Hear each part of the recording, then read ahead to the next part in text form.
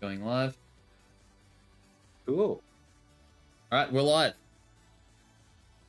Good afternoon, good morning, wherever you are in the world. Hello, how are we all going? Let us know in the chat, guys. Wonderful to be here, and we are very lucky to have Nuggy on stream with me to join. Keep up the energy and have all kinds of fun here. So I'm really excited. I'm really excited. Yeah, it's thanks for inviting me, man. I've been really juggling around the fatherhood lifestyle, so we've had very little time, but Mr. Climbing here assured me that it's only going to be a short and sweet one, but it will be a very hyped one. It'll So be good. thank you for bringing me on board just to look at the overview of the current standings of the OCE players. Cannot wait. Cannot wait. So the first match that we're probably going to be covering here is set G.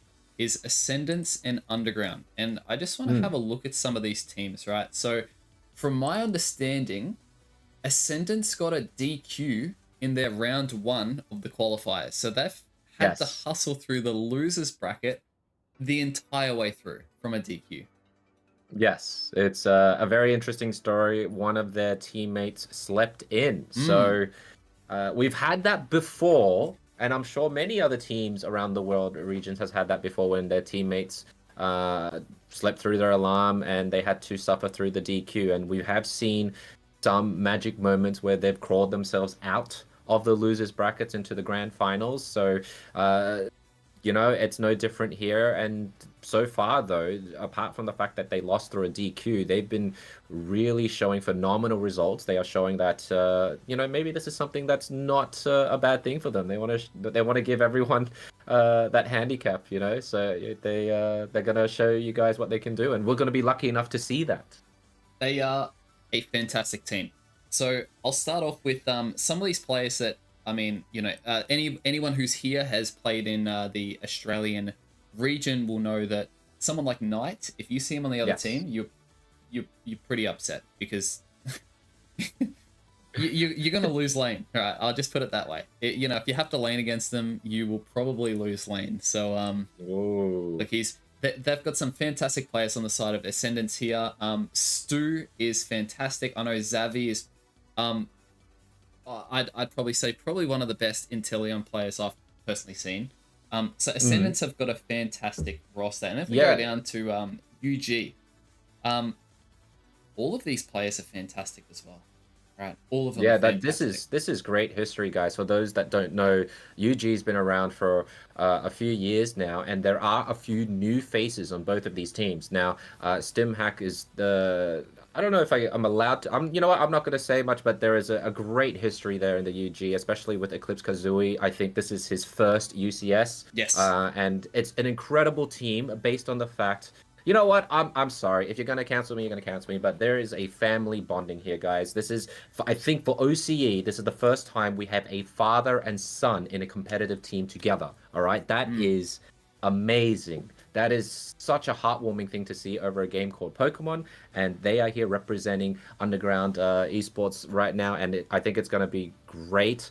So just to see how they've gone, because they've been consistent in the past few seasons of the UCS here, and I can't wait to see what they go up against. But as you said, with Ascendance here, there are a few new faces, but there are familiar faces as well.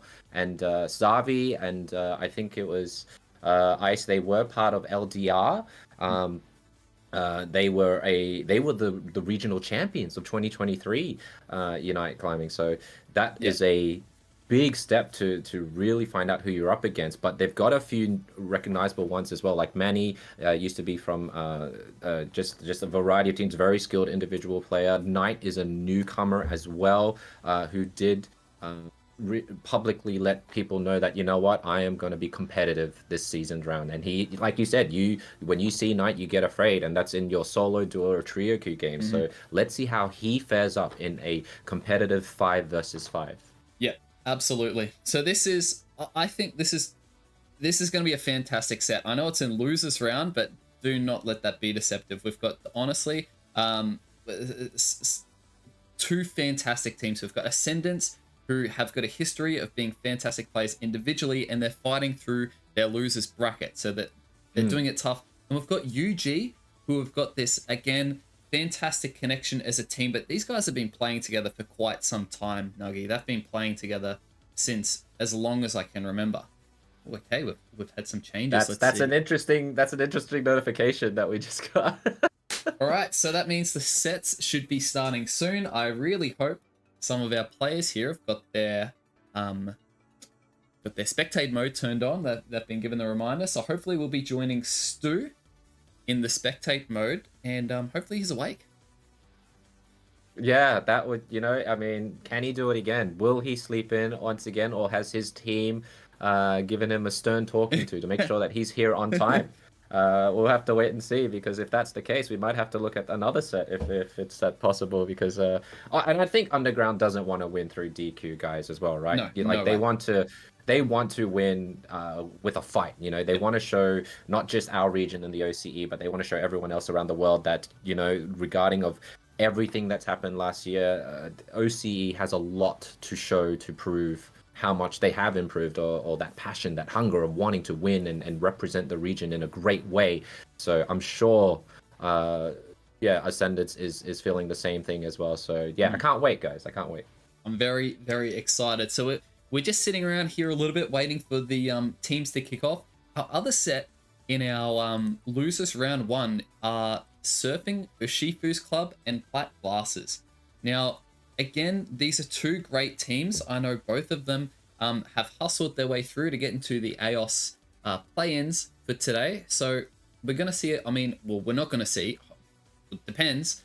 We're hopefully looking at set G. If not, we have got set F. And we're going to see 2 great teams paddle it off there, possibly. Right, in our winners bracket, we've got Greater Zenith. Look like they've kicked off against AT. Again, if you're putting your money somewhere, you'd probably say Greater Zenith are one of the teams you're likely going to see in the grand final. So we'll see how today plays out.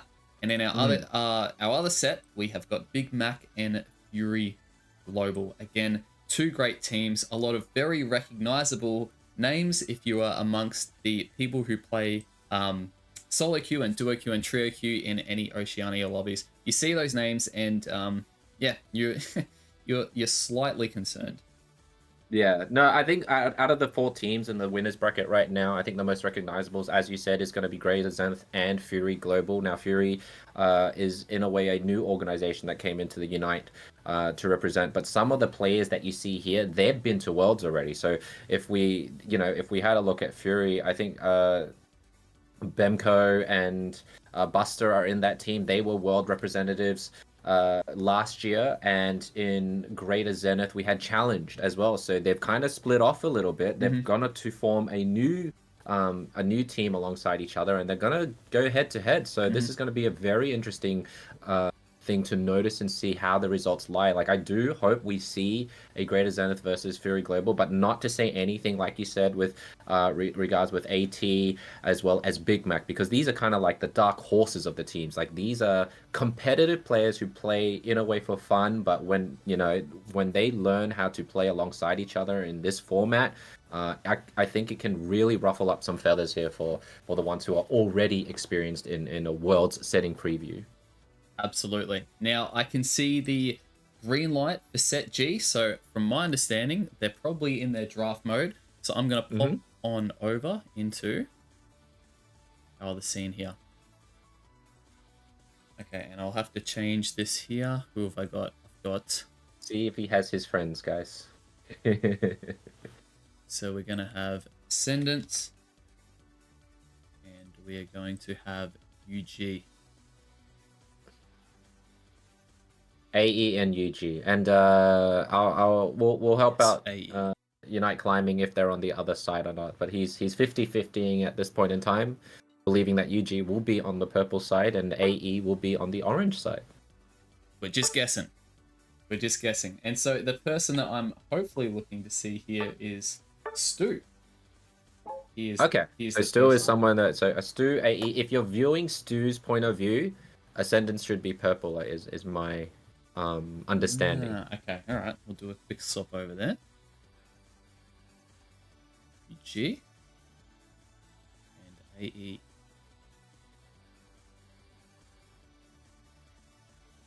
It is you know, it's mildly clunky doing this in spectate view, but that's all right. We get some good coverage of the game, so Yeah, no, we we're can do a keen. little story time, guys. It's totally fine. It's an unofficial wanting to watch and see how the OC region fares. Hmm.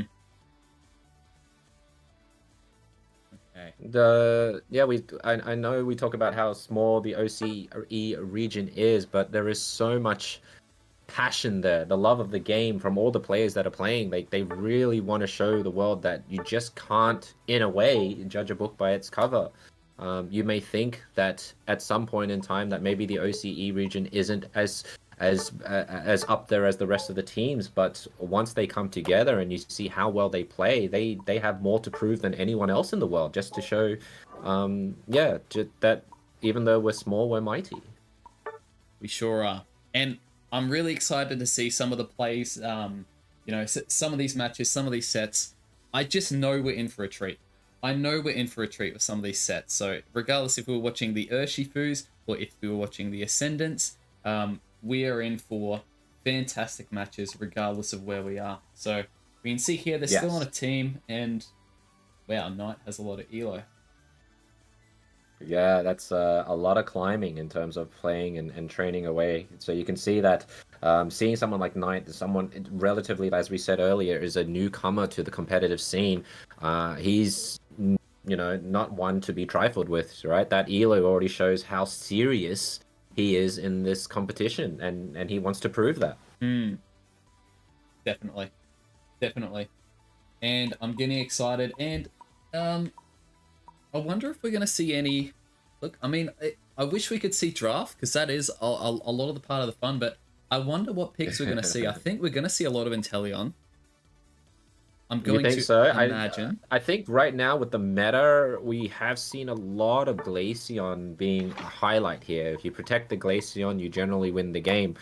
Evolutions, we've talked about this for so many seasons since its release, that it is actually a very, very strong and difficult to Pokemon to go up against, just because of its early evolution. The balancing of their power scaling is quite high. It doesn't give enough time for people with three stage evolution, sorry, to be able to catch up. So I suspect we're going to see, if we haven't already, more evolutions that are going to be trouble to deal with. I mean, I think for the longest time, a lot of people, to this day, still are really affected by a mean look Umbreon. Oh, mean look Umbreon is just deadly. You'd imagine that's going to have to get drafted out. But yes, Glaceon, in the right hands, with the right early support, is just going to be deadly. It's so good against tanks with that extra rip that it has. And the AoE damage on those Icicle Spears makes it tricky. You've got to be well coordinated as a team to be able to handle a Pokemon like that. Yes. And the cherry on top is the fact that Glaceon has a passive which literally allows it to dodge an ability used on it. So it has that kind of safeguard on itself, and it goes invis for that quick moment, so it can really reposition itself if it got into trouble. And yeah, like well, I would love to see something that people haven't been able to see thus far, but I think at the end of the day, these guys, stakes are high. This is the Aeos Cup finals, guys. This is one of the most important matches of the year, because it sets up your rankings and the possible invitation to the EU IC coming up in April. There's a lot on the line, and the loser of the set, unfortunately, says goodbye to their run in the tournament. So it's a bit of do or die at this stage. Winner plays on, and they're going to have to grind their way through the losers round one, the quarterfinal, the semifinal, the losers final, to make their way through to the grand final. So they've got 4 sets that they've got to get through. Versus it's going to be... The winners have just got 2 sets. Yes. It's going to be very interesting to, very sad as well, just to see how some of these teams here, they unfortunately, we're going to say goodbye to them. They don't have any more second chances after this. This is it. But, credit to where credit is due, is that they were able to qualify to the top 8 here. And that is no easy feat. So congratulations to these guys over here. So, yeah, as we have a look, it does look like Ascendance and Underground has been playing for a bit of time now. So you should be able to see them shortly. If you Hopefully. look at the bracket there. I know there is a little bit of a delay on the matches in game on spectate mode, so I'm hopefully in about a minute or so we should be kicking off, seeing it here, and ready to go. Mm.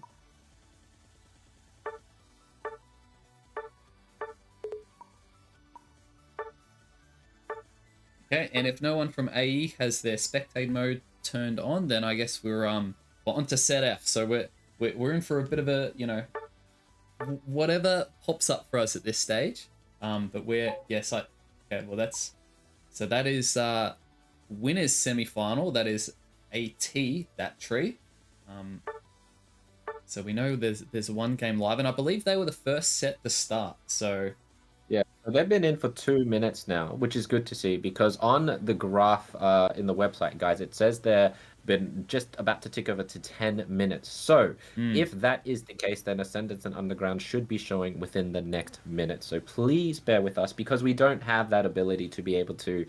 I wish we were in that professional format saying, well, we could just go in and see everything. But unfortunately, you know, like you guys, we are only spectators here. So we can only have that chance to wait for them to actually start and then go in. But yeah, you can see that it should be up any minute now. So yes, that's right. We should be going very, very shortly. Very, very shortly. I was saying last otherwise weekend, we're just going to be just chatting. I was saying last weekend, Nuggy, that some of the stallers on the Asian Championship casters, they were the masters at stalling. Some of these gaps between sets were like 12 minutes, and I was laughing, man. I couldn't. I was sitting there like tapping my watch, and these guys are just rambling on and on and on, and they were doing so well. So there's a lot to talk about in that setting. You know, they are there to do their job, but at the same time, you can easily talk about how skilled every one of those teams in the ACL are. They bring so much difference to what we are used to in terms of our region in the OCE, let alone the NA and EU. They just showcased every individual skill, what they're best known for, what makes them a team, and what to look out for in terms of their bans and whatnot. You know, like that's the best thing about the draft of the game is that you can just kind of theory craft and say why are they doing this? What is the story behind all of this stuff? So, but you can see right there that Stu is available to be spectated. So this is exciting. Here we go. Let's start set 1, match 1. We've got AE on the top side. Look at the evolutions. Wow, look at we have a Sableye. We have a Sableye, guys. No. We have a Sableye and a Mr. Mime. And a Lapras. Yeah, double support. This is interesting. A double support on Team UG going up against a double defender, which we do know has been such an absolute menace in the past year. You know, the double defender, we talked about the meta is strong, so I'm very interested to see how UG is going to handle this against what is known to be an extremely strong team here with Ascendance. This is unbelievable. This is unbelievable. All right, here we go. So we've got a Clefairy and a Blastoise in the top lane. We know how strong that lane can be. And have a look at the Clefairies already looking for the invade. The Sableye's looking around. We've got a Mimikyu in the jungle, and I'm sure Icy is aware of this, so we're going to see the Sableye does not get it. Very good secure there from the Mimikyu. And now if we go into our top lane here, we've got a double support top lane with the Sableye pestering through the middle. Yeah, but this is the best thing about having a Clefairy with EXP share. It's going to keep its level maintained while helping the Mimikyu as well. On top of that, Mimikyu does not need to evolve to get to its level, so it will be getting experience over time. And even though you think Sableye is stalling, it's not being able to get the job done here. It's really hindering units, you know, in their own lane. But we do see that Leafeon is helping out that top side, as there are double supports, as I said earlier, in that top lane. So we're going to see what Mr. Mime's going to be able to do, because that is a very interesting Pokemon to use as a defensive unit to hold that front line. Isn't it ever? And have a look at the value that they've been able to get from the top lane. They have a level lead. And look at the Leafeon peeling off to get an invade here. Peeling off to get an invade. Hang on, I'm just going to do a quick pause because am I on a far distance here? I feel as if it's I very think close you up. No, I might am. I be am. you might Okay. be already. Yeah, you are on fire distance, so it's good. So we can see the What you guys didn't get to see as well is that both of the EVs did their own separate central lanes. So Leafeon took the red while Glaceon took the blue. So this is a nice strat that Underground is doing. We haven't seen a lot of it in the OCE region, but you can see here that they are really trying to put some firepower here. Shedinja Dog does save Mimikyu a little bit of trouble there, but right now it does look like that just ever so slightly AE is ahead in levels as they are preparing for the central farm that is about to come up here. we can see Knight almost with that evolution there. 6 3/4. We've got the Clefable on the evolution, but UG are just running a bit of a chaotic match here. They've given up the middle area, and look, they're just getting a lot of score. They're focusing their score lead, the vision from the Sableye, and this does not feel like a typical match of Pokemon Unite. This is very chaotic. It's very, very weird, and we're going to have the Mr. Mime unfortunately get caught in the top lane by what looks like 4 members. Yeah, but you know what? Hawk hold the line there, manages to get rid of the Clefable. You can see 4 members of Ascendance going through. Leafeon trying to get there with the Leaf Blade. Does get knocked out by the Inteleon, and this is where things are going to get very, very scary. As you can see, Knight with a double KO there. That beautiful snipe shot on Sableye. There's no way. You blink and you miss it. That is just absolutely fantastic.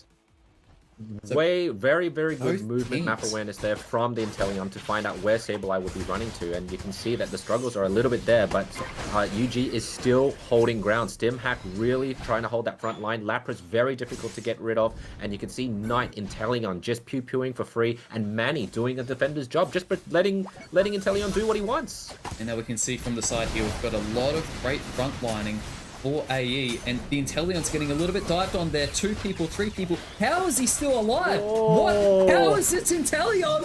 There's no way he's gotten out of that. There's no way, Nuggy, that he's just been caught. But look at the stall. Look at the valuable stall. That objective is on the side of UG. Without that, oh, that's unbelievable. And we can see in the top lane. Look, what? It's just seeing how Solar Blade was actually missed on the Inteleon twice before he got it on the 3rd try. Meanwhile, Stimhack did defend hold its ground against 2 other members of AE as they are now trying to do this objective. The only one who can steal this is the Inteleon right now, but we'll see if they'll be able to do it. No, it does look like Underground manages to secure the Regice, and now we can see Blastoise really going in with the Hydro Typhoon, going through that there. No one quite KO'd, but no, you can see Glaceon fighting for its life, trying to defend that tier 1 pad. Lapras finally going down, and now being overwhelmed by Ascendance as they get to dunk in those precious AS energy. Fantastic play there. Losing the objective, but winning the fight. AE with looks like a slight score lead, and we can see the offensive takes over with the Mr. Mime going on with the Unite move. Oh, and the Inteleon just getting away there from another Leaf Blade. Perfectly timed, turns around with the snipe shot, gets the Leafeon, and now we can see another fight breaking out. This is unbelievable. The mean look caught on the Glaceon. There's 2 KOs there, and now the Mimikyu. Will it continue to go onto the Lapras? It does. Another mean look, and 3 KOs there on the side. Getting a big overcap here, but no, the Sableye will stop. The Sableye looking to send the Mimikyu home, but no. We're going to see 50 score goblin. We're going to see a big overcap. Ooh, just greatly saved there by the Leafeon just in time, but still not enough. As you can see, Zavi dunking a 44 overcap here, which puts them far forward in the lead, over 100 points difference, as you can see here.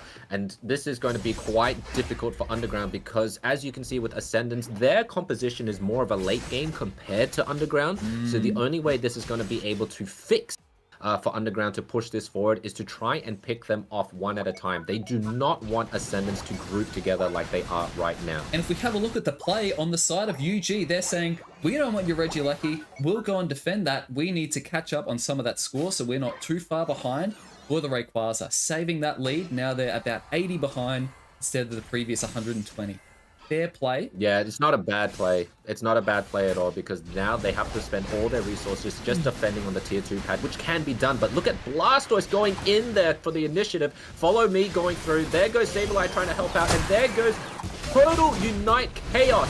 We can see, though, that Ascendance is having a little bit of the upper hand here. Regieleki has gone in, so there is no defensive power there. And now they are falling back because there's no heal available. Leafeon trying to go onto the Inteleon, but the protection is just way too great, if not from Clefable, but from Mimikyu as well. So this is almost a protect the president situation here, Climbing. Just let Inteleon live and he'll be able to do the rest. I am quite shocked with what I'm seeing here. We've got a level 14 Mimikyu. This Mimikyu might be level 15 by the Rayquaza, and that is going to be a lot of trouble for UG to try and turn this around. The Sableye providing fantastic vision, and these guys at this stage are just trying to hit some power spikes for this Rayquaza fight. We have a bottom objective, and down there we have a Regice. Yeah, another Regice, last reg of the game before the Ray pops up. You can see Sableye is really trying to look for avenues to score and find some sort of holes here. Underground is really circling nearer to that Blastoise, so they are going to be conceding the Regice, and you can see that Hook is trying to maybe bait something happening here. So this is an interesting one. Blastoise left to defend against 4 members of UG, while the rest of AE is doing the objective. You can see some good zoning there from Manny. Good goal zone defense there from the Inteleon and the Blastoise. AE focusing on maintaining their score lead for the Rayquaza. Good defensive play there. Good defensive play.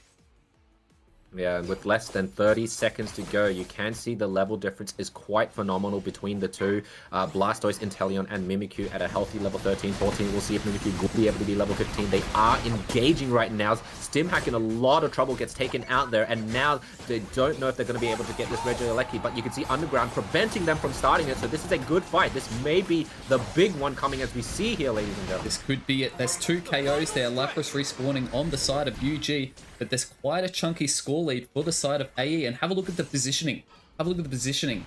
We've got a Mimikyu in that top bush that could be very scary, and there goes the Leafeon. Has to dash out to get away there. The snipes from the Inteleon, and have a look at what we're seeing here, Nuggy. This is very, very tricky to keep up with. And the Inteleon is just untouchable on that side of the wall there. The Lapras coming in with the Lapras Express, catching the Inteleon, trying to get the Inteleon. It's gonna have to try and get away. Oh my gosh, we're seeing 1, 2 unites, 3 unites. But it looks like AE just with a very strong team fight composition. Yeah, look, unfortunately, I can tell exactly what Stimhack was doing here. They were trying to go all in onto that Inteleon, but you can see the defensive capabilities, just the sustain and just the beefiness of AE to protect that Inteleon from any sort of danger made it so hard for Underground to be able to zone in on that Inteleon. They had to, as I said earlier, they had to separate them from this whole team fight because it was just way too difficult to break through that front line. And if they did have a Lapras running through there, I think it probably would be better off of a team comp to have a double defender run here so that you can have one that protects your own line while the main defender is going for someone like Inteleon there. But nevertheless, this team that Ascendance has formed for this first match is just way too strong. They had everything to be able to protect that Inteleon, and there was just no gap for anyone in Underground to be able to break through there. And I'm having a look at both team comps, and I'm just wondering what was getting banned here. Definitely Hooper, possibly?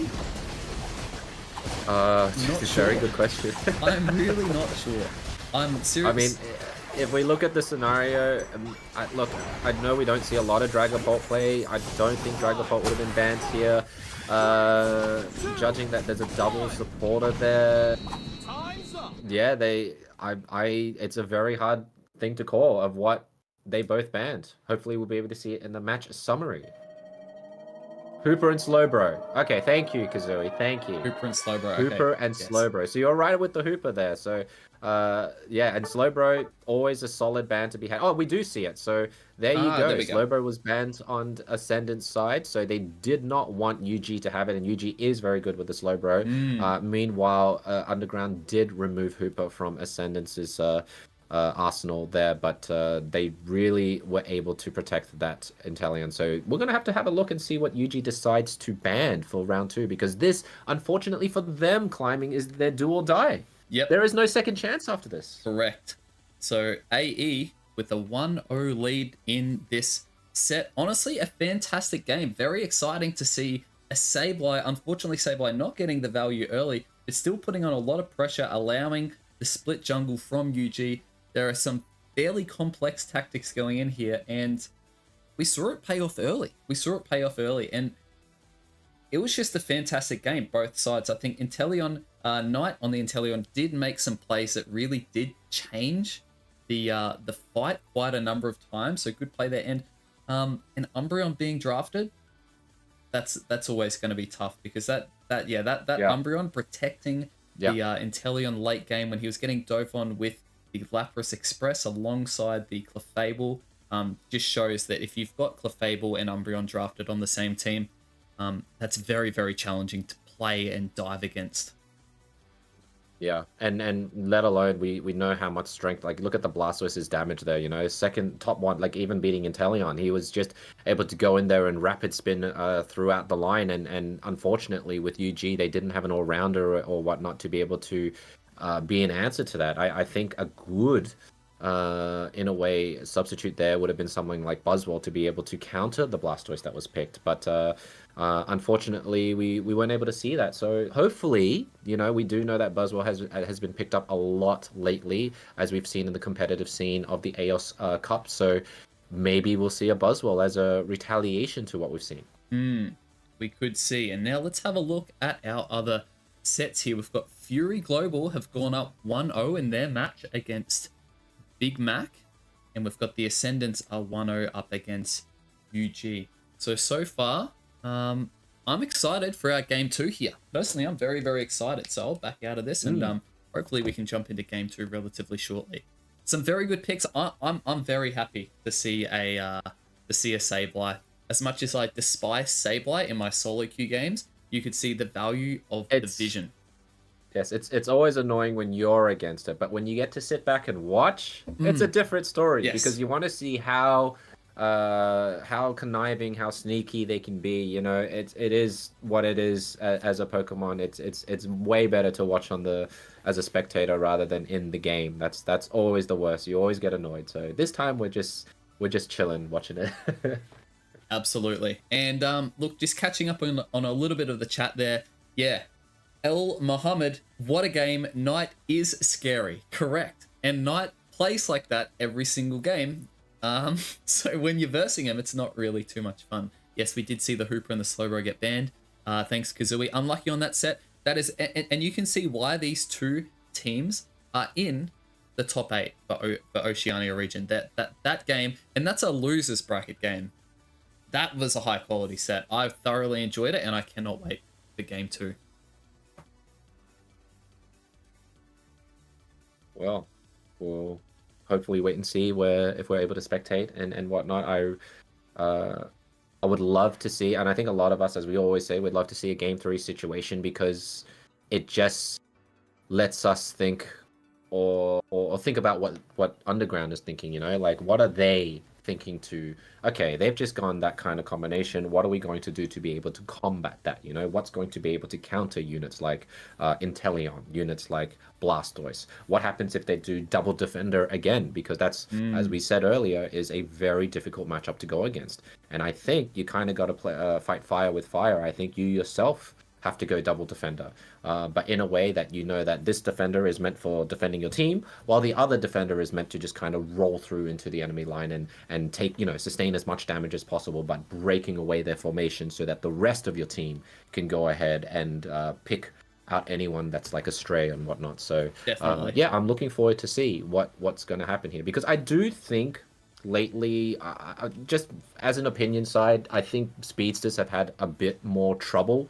lately, just because they can't really take down a defender that well. So when you see 2 of them, and unfortunately there's a Leafeon there, and I understand that Leafeon was the pick to kind of go in, burst Inteleon and get out, that just wasn't the case. The protection was just way too difficult. So yeah, I don't know how effective a speedster can be unless they're just going around the map and just dunking all those Aeos energy in at this point. Very, very tricky for Leafeon. Yeah, again, if you've got the defense of an Umbreon and a Clefable, that is very tricky. But I do like that conversational point you've brought up, because I've had a lot of questions recently about draft coming to ranked and which Pokemon are going to be the picks that we want to go with in draft. And I've always said Blastoise is probably the best solo queue Pokemon for this reason, and we're going to see it amplified in draft mode as well, because you have got two options, right? We saw how incredible Stu was with the top lane in carry. But you can also play this Pokemon as a defensive beast with that EXP share with Hydro Pump Surf. Yes, Hydro Pump Surf is probably one of the most annoying things to go against, because you literally feel like you can't move for 5 seconds or whatnot, especially when you've been surfed into a wall, Yes. Hydro Typhooned, yes, like all that stuff, and you literally just sit there and look at your life wither away before your eyes before you could even move and go to your target that you were supposed to go for. So yeah, Blastoise, I agree. I mean, my first main was Blastoise, and I think that was the first time I got to Masters, and I got to give Blastoise credit. Like it helped me learn the game, but at the same time know that it can do damage. It was just a fun Pokemon to have, and especially now with the starter Pokemon from at least from Kanto to be able to evolve from 7 onwards just makes the Blastoise that much stronger. Yeah, definitely. And I think also understanding the matchups with using your Blastoise as well. Like you said, there was no Buzzwole on the side of UG. I think if there was a Buzzwole, we just wouldn't have seen the Rapid Spin moveset from the Blastoise. We would have seen Surf. Yes. So it's even then, yeah. I still think Surf would have just been strong because, as we said, they were just so bulky. Yep. Clefable, probably one of the strongest supporters right now. Just that Moonlight being able to heal your entire team with just running around rather than targeting. It's just so strong and so effective to have. So, yeah, again, I'm just thinking back on Ascendance's team composition. It was really good, and I hope Underground can think outside the box here. Now, we do know that even though there are some bulky Pokemon there are units, for example, such as Dragapult, who has the ability to kind of splash, do a lot of significant damage if protected really, really well to be able to counter that. Even Metagross with, what is it, Meteor Mash. That is deceptively extremely strong to go against defenders there. So I was going to say, let's have a look at some meta, but I can see that these two teams are ready to go again. So we're going to jump in and we can see Stu on the Buzzwole this time. Very cool. Well, it's Buzzwole we see, but I thought it might be Underground. So maybe they're listening. Who knows? They've taken it. So this is going to be pretty scary, and this is even scarier. They still have Inteleon, and they have Glaceon, and Clefable is still in there, and Blastoise. We talked about still there. We've got some SWAT rolls here: Zavi on the Inteleon and Knight on the Glaceon. I do like the team side of UG as well. They've got what looks like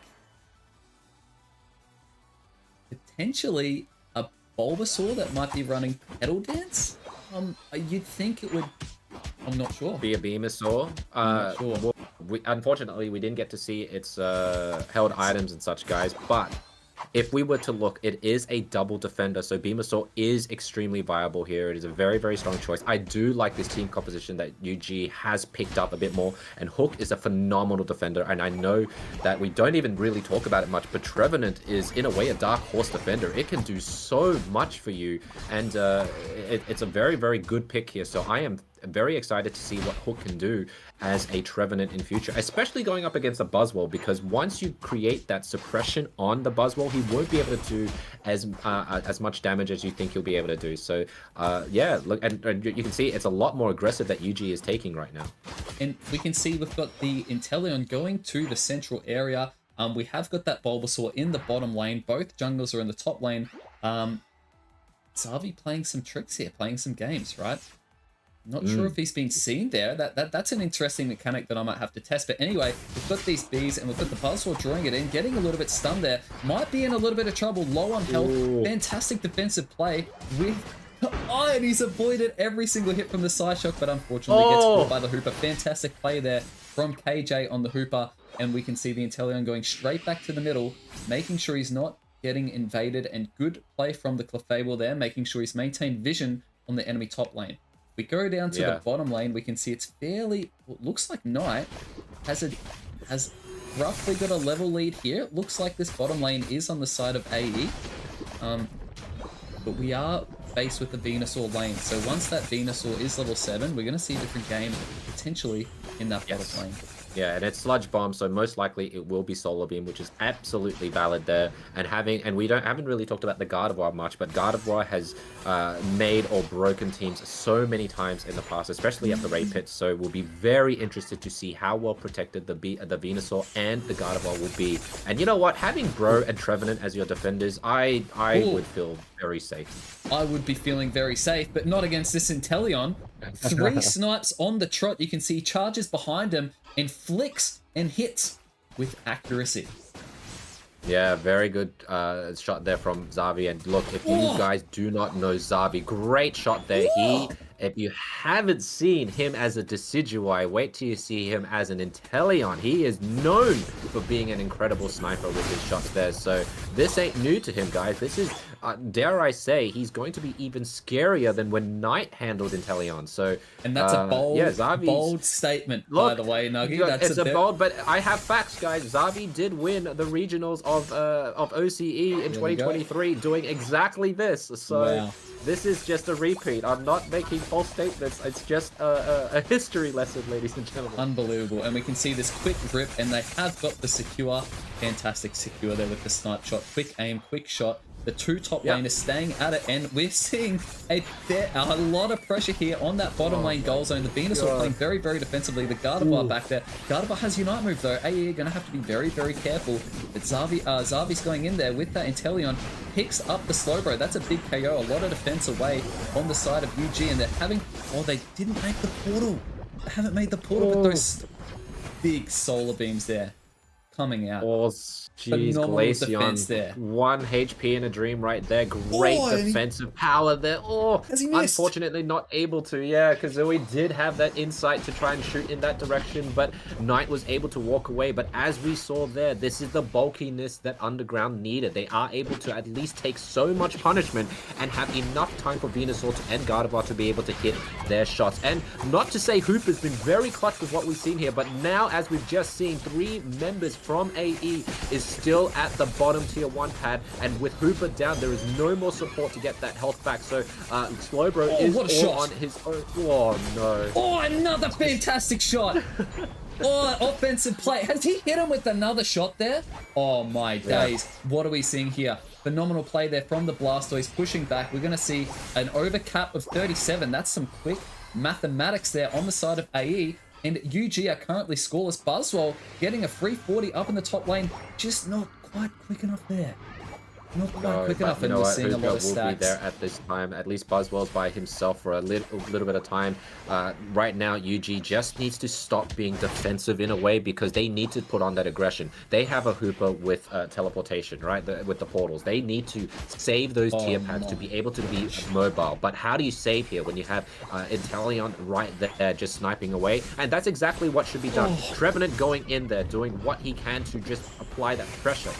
Oh, great dodge there from the Buzzsaw. And we're just seeing these snipes applying so much pressure in this top lane. We're going to see... Oh, and he's picked up the KO there with the basic. Unfortunately, he's getting stunned out there. Pops the Unite move. Is he going to be able to get away? No. Fantastic Solar Beam there from the Venusaur. We're seeing a follow-up there from the Blastoise. Does he get the KO on the Venusaur? He's living on a prayer. He's living on a prayer, but nice escape there. Phenomenal defensive plays there from Kazooie, keeping the goal zones alive once again. And we're trying to see Manny getting a 40 in there. A little fight breaking out here. Slowbro Unite. Phenomenal Solar Beam there, but the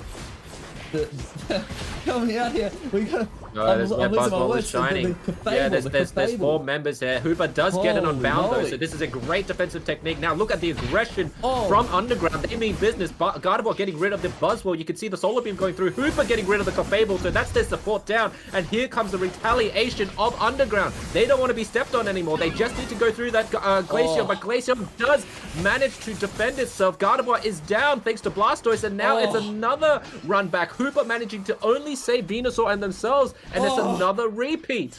This is not... This is... Oh, no! Look at the combination! Look at the combination. brutal. Oh, this is just unbelievable. And we're seeing another defensive Unite there. But only getting rid of the Fable there. Great use of the Glaceon, be able to use its Unite to dodge the Singularity. Gardevoir does go down, and now with the absolute massive maps going here, it will be a 45 cap. 45 Even though cap. they lose Blastoise, this is huge. As you can see, the score currently stands at 242 to 0. Underground is seeking for answers right now. Oh, this is unbelievable. And look, we've got the Buzzsaw going in. Is he going to get caught out here, though? Has Stu overcommitted? No. Fantastic play. They're getting the assist Beast Boost, so he's able to run away. Great awareness there from Zabi to help out Stu in that situation. Ooh, and great solving there on the side. Nuggy, this is a game and a half we've got here. We've got both teams playing fantastic. Yeah, look, initially we thought that, you know, Underground was, like, they are doing well. They're, no doubt they're doing well. They're trying to really repel the forces here, but what's lacking in their team, as we can see, there's no one to jump onto that backline. Glaceon and Inteleon are free to roam. Now, in a frontline sense, they do have a strong lineup, but having a Snipe Shot Inteleon and Glaceon with Icicle Spear, there is just no way for anyone from Underground to be able to rush to that back. Now, something that I can maybe see here, and this is going to be all on Hook now, ladies and gents. If Hook can really use like a Horn Leech and push them towards his allies, then there's a chance. But this is, I'm calling it now. Trevenant needs to be able to find a way to push through to that backline.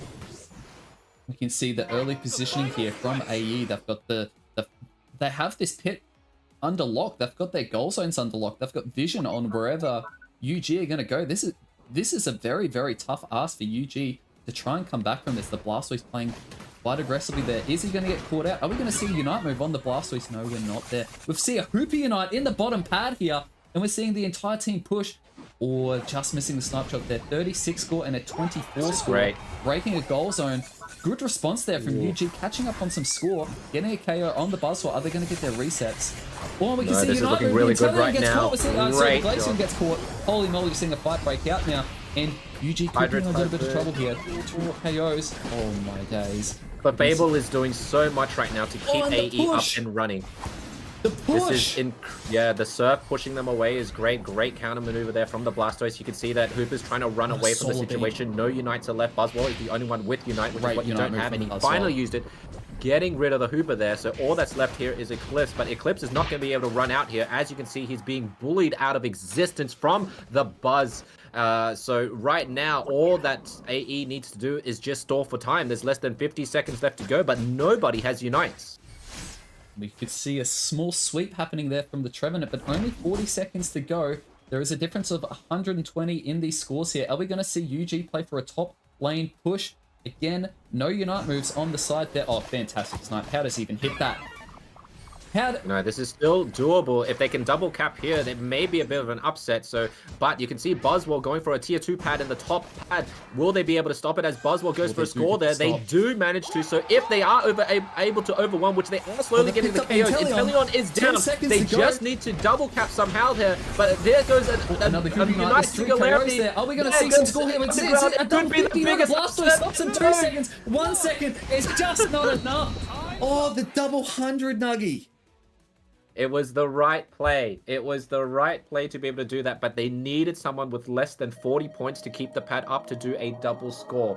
And AE was just able to hold there. It was just well done by AE, just on the nick of time. It may be a little bit of a stuff up by Stu for the Buzzwole. Buzzwole gave them that little bit of chance because he wasn't there and did get knocked out, but it just wasn't enough as Underground was just a few 2 seconds, maybe 2 seconds short of capping that in to take the second match. But unfortunately, what a game. They weren't able to do it. What a set.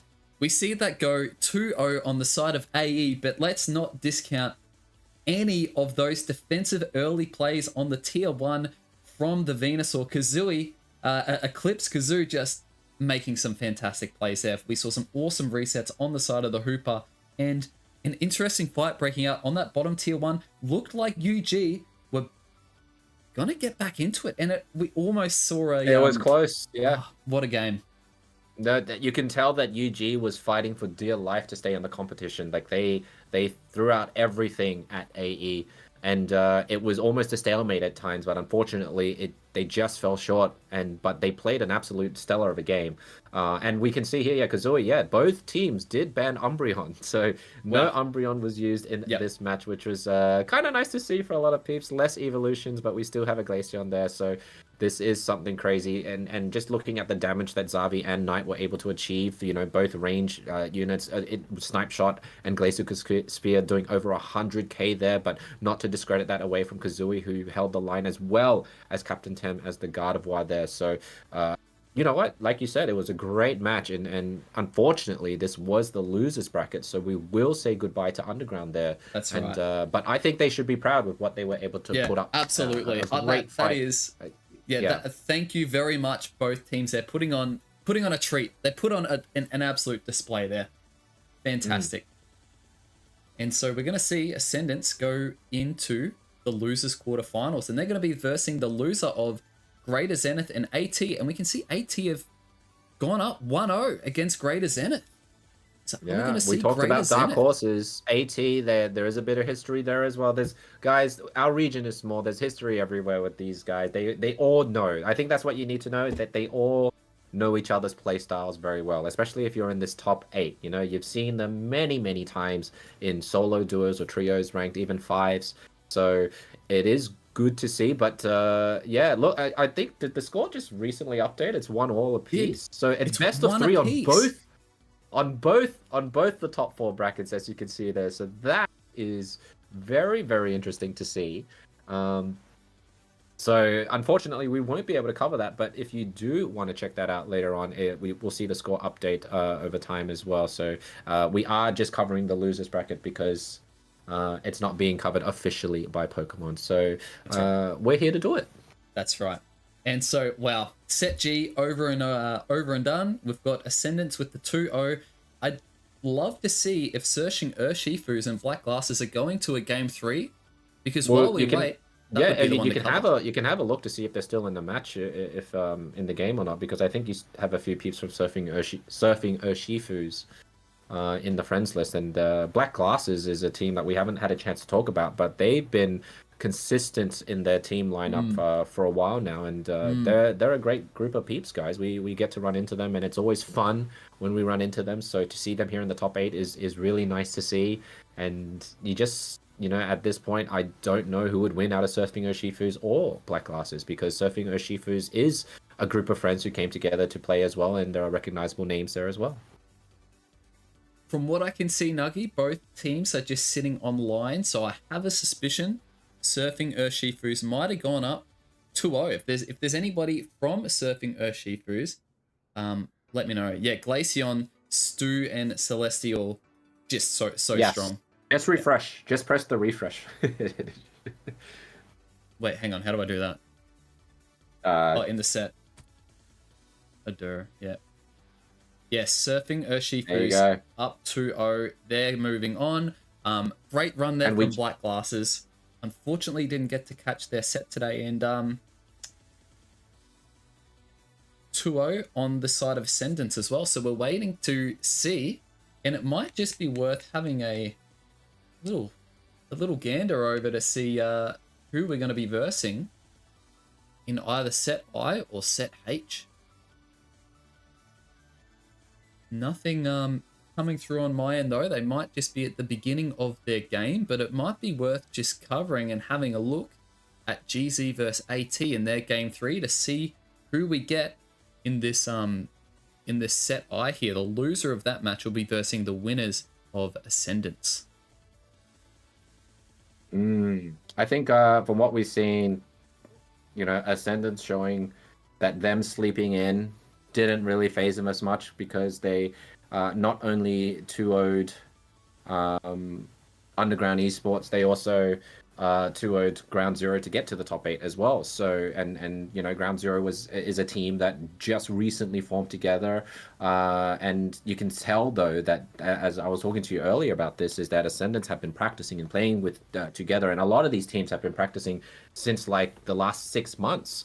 So you can see that all their training is paying off here, because they want to show that they deserve to be here, regardless of any newcomers, any teams new and old coming back into the fold. That training pays off, and watch out, because we mean business, and they may have a good run here. Like so far, if we look at the current standings, Ascendance is one of the favorites to climb out of the losers bracket. I would agree. I would have to agree there. Ascendant's just looking so strong. UG are a team that played fantastically. Played absolutely fantastically. It was a nail biter at the end of that second game. So, look, I am hoping to see if we can catch a game 3 here from AT and GZ, just while we wait for the losers quarterfinal to kick off. Mm. And we'll see them come in. I can see I've got a game here on the side of GZ. Jeb, Nuggy, shall we jump into a game 3 with GZ and AT? Sure, for sure. Definitely have a quick look here and see how they're going. Okay, so I'm just going to change up these names here. I'm going to have GZ 1, and we have got AT also 1. So this is, in a way, a little bit of a treat just to have a look here. Yes. We can see that Greater Zenith, Asian No Cap, a newcomer into the Unite scene, being brought in. Yes, we do see Zero Aura, and you know what? I look on a bias point of view. I do know this player quite a bit. I have seen him constantly been practicing that Zero Aura, and he is a master at it. So hopefully he doesn't prove me wrong here as we watch the games. But Zero Aura is very, very valid from what I've seen. I've always been impressed with what he can do with it. So this is good. I love the fact that AT is doing something different, because but at the same time, we do see a Meowscarada. We haven't seen one thus far. We do see the same 3 evolutions that are currently in the match. So Leafeon, Umbreon, and Glaceon. Those are the 3 most common picks of the 10 that we've seen in the Aeos Cup throughout the region. So, but it's not about them today, guys. It's going to be about all the other Pokemon that we don't normally get to see. That's right. That's right. And so we can see again there that jungle split strategy coming up with the 2 evolutions with that level 4 power spike. We've got Sulawu up there with the Leafeon, Anon up there on the Meowscarada, and we can see in the bottom lane we've got a Glaceon ready to go, and a Crustle almost online, so very, very strong. Really showing his face down in the bottom lane as that Zero Aura coming up into the top lane. Thank you very much for this subscription. We're getting into the fees here, and great little shove there with the Mr. Mime wall, and a good reset there from Kian getting the team out. Good little early game here. Yeah, just an absolute quick note there. Kian took a break last year. She was one of the strongest female supporters of the OC region, and her great pick, main pick, was Hooper. So it's really, really nice to see her back on the Hooper train, and Hooper hasn't lost any relevancy whatsoever in the current meta. So I am very interested to see what Kian does here to be able to push through, because again, we see a Hooper and Mr. Mime at the top side. That's right. We're seeing a double support.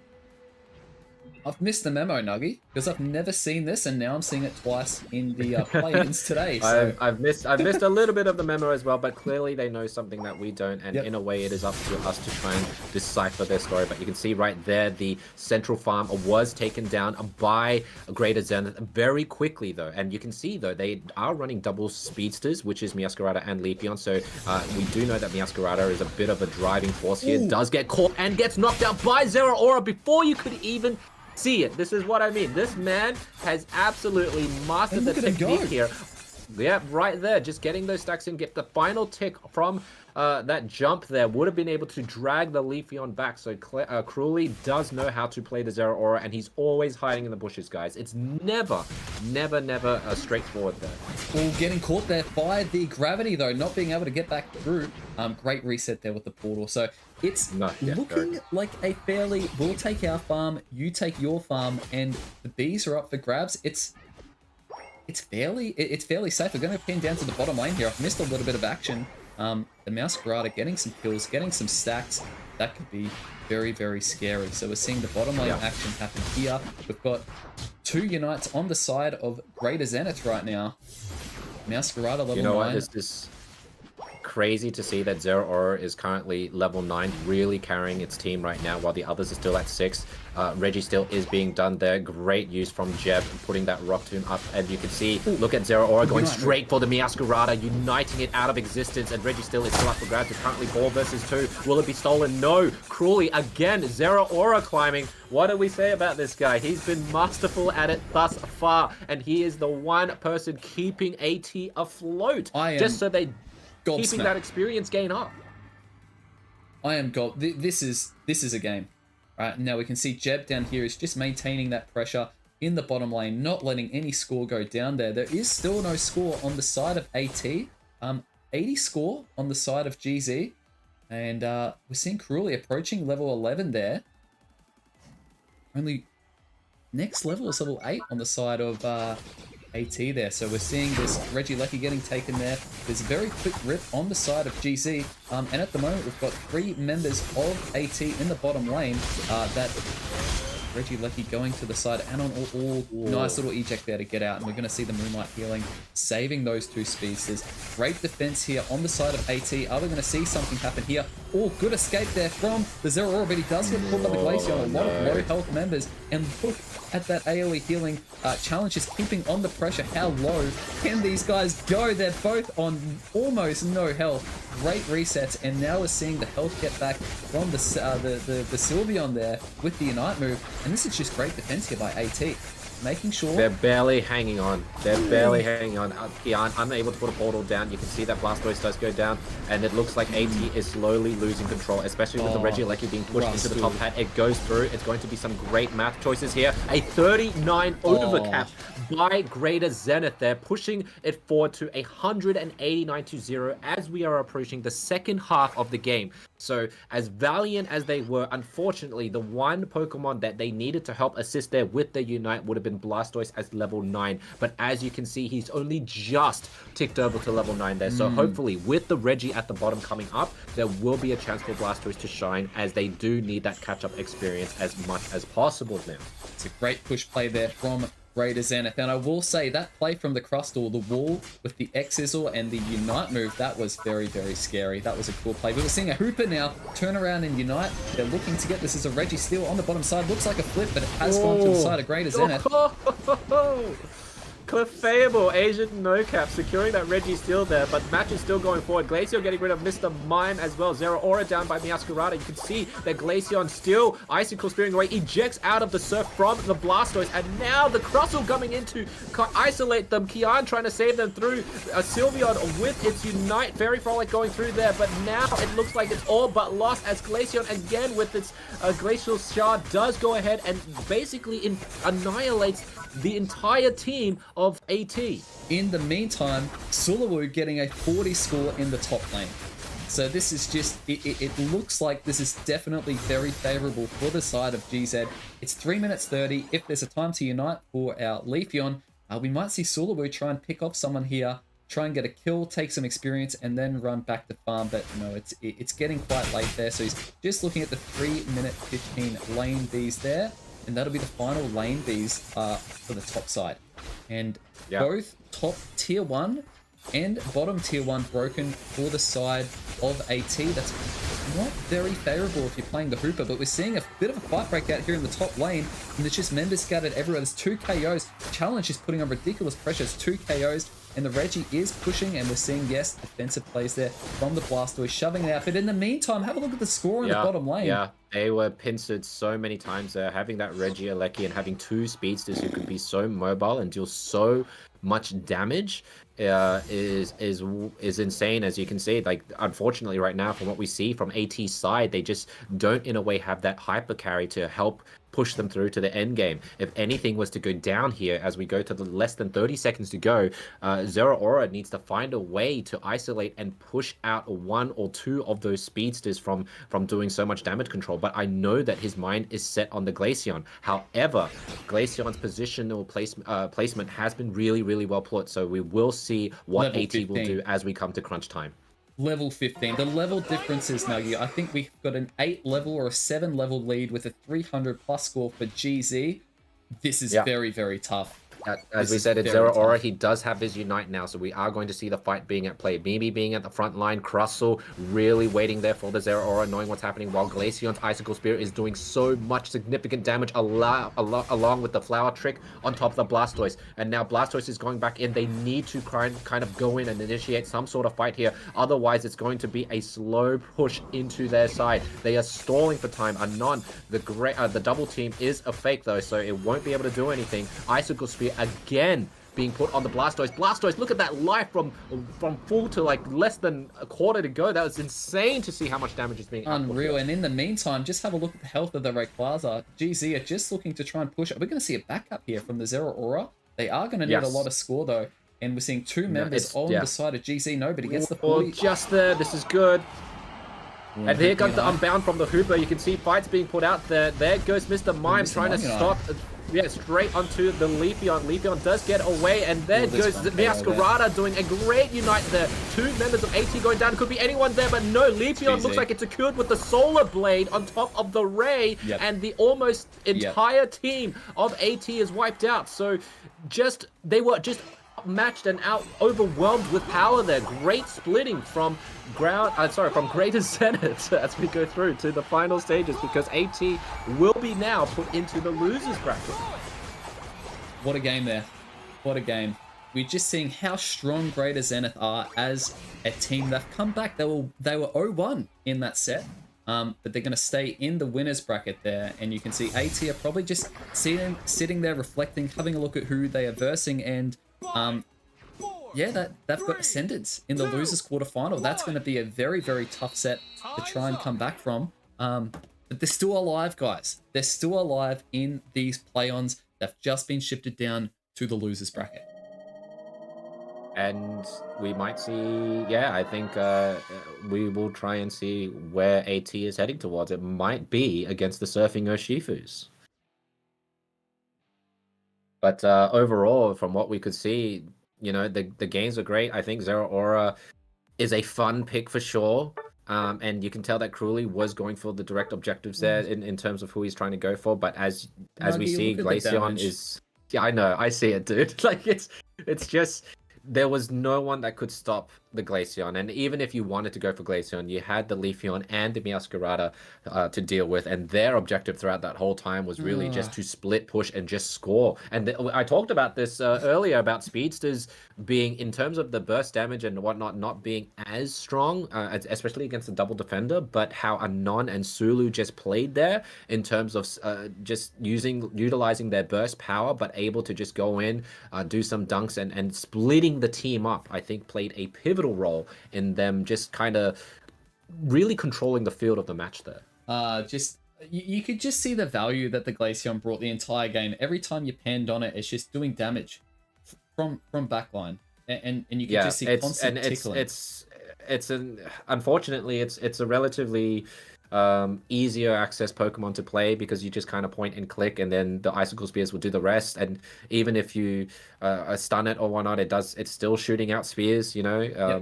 It's very hard to counter. It's got such a good tool set to be able to keep itself alive and splash. Let's not forget the splash that Icicle Spear can do as well. Yeah. I mean, look, that probably does attribute to quite a lot of that damage, because they are getting the portal resets with the Hooper. So by nature, they're going to have to be a little bit clumped when they're getting the reset. So you'd be getting an extra, a couple of thousand damage every time they clump up to go in for the reset. Yeah. So those numbers stack. The damage makes sense. Yeah. And Kian did so well trying to get her team back in, but as soon as they come back out of the portal, it's like another set of Icicle Spears at their faces. So I mean, look, it just goes to show that the Glaceon, I do think it needs a little bit of fixing. I don't know why there's AoE damage with that skill. But if you put it in the right hands, I'm not doing 140k on Glaceon in a competitive game. Let's just put that. Especially in a competitive sense. Especially in a competitive sense. That is. That's just ridiculous. That's just ridiculous. All right, so look, we're getting a bit of an update here. We've got a fantastic game that's going to be Greater Zenith and Fury in the winners final there. That is being covered over at the stream of Kelosaurus. Let me see if I can bring that up actually, just very, very quickly.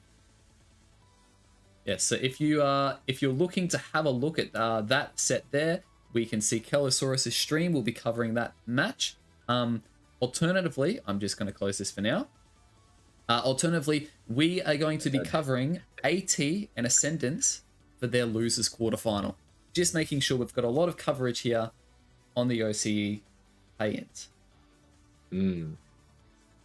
Yeah, it's going to be sad to see one of these teams go, but that's what we're here for. We have to give you guys coverage to see, you know, give them a chance to see if they really are hungry enough to be able to go back and try and crawl themselves out of their predicament. And, you know, in terms of the two teams here, I mean, Great Ascendants just knocked AT down here, and Ascendants have been down here not voluntarily, just because of a DQ situation. So they've been here all along.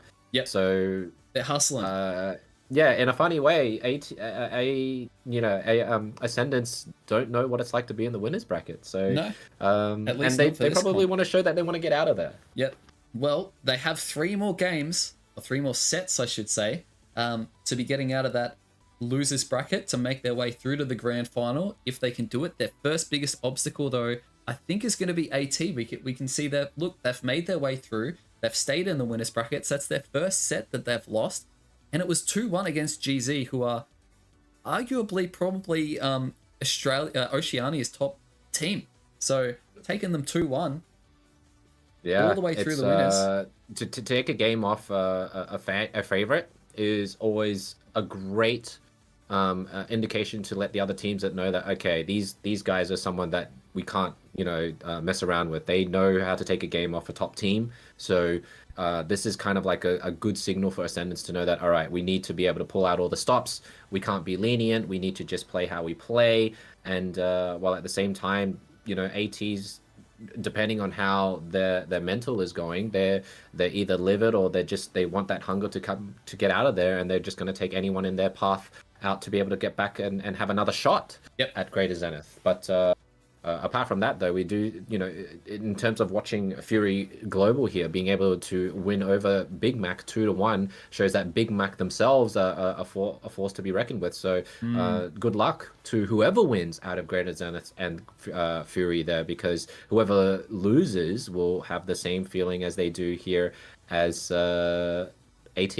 So we'll, very much looking forward to seeing the rest of the day of the Oceanic finals. Definitely, absolutely. And we can see Slayer's just popped his head in. Hello, Slayer. He says he's covered the first game of the losers brackets with Black Glasses and Surfing Urshifu. So that's fantastic. I'm sure the players are very appreciative of that. They've got a game there that they can have a look back and reflect and see some of the, I guess, external comments that could be made about what's going on. So that's really, really cool.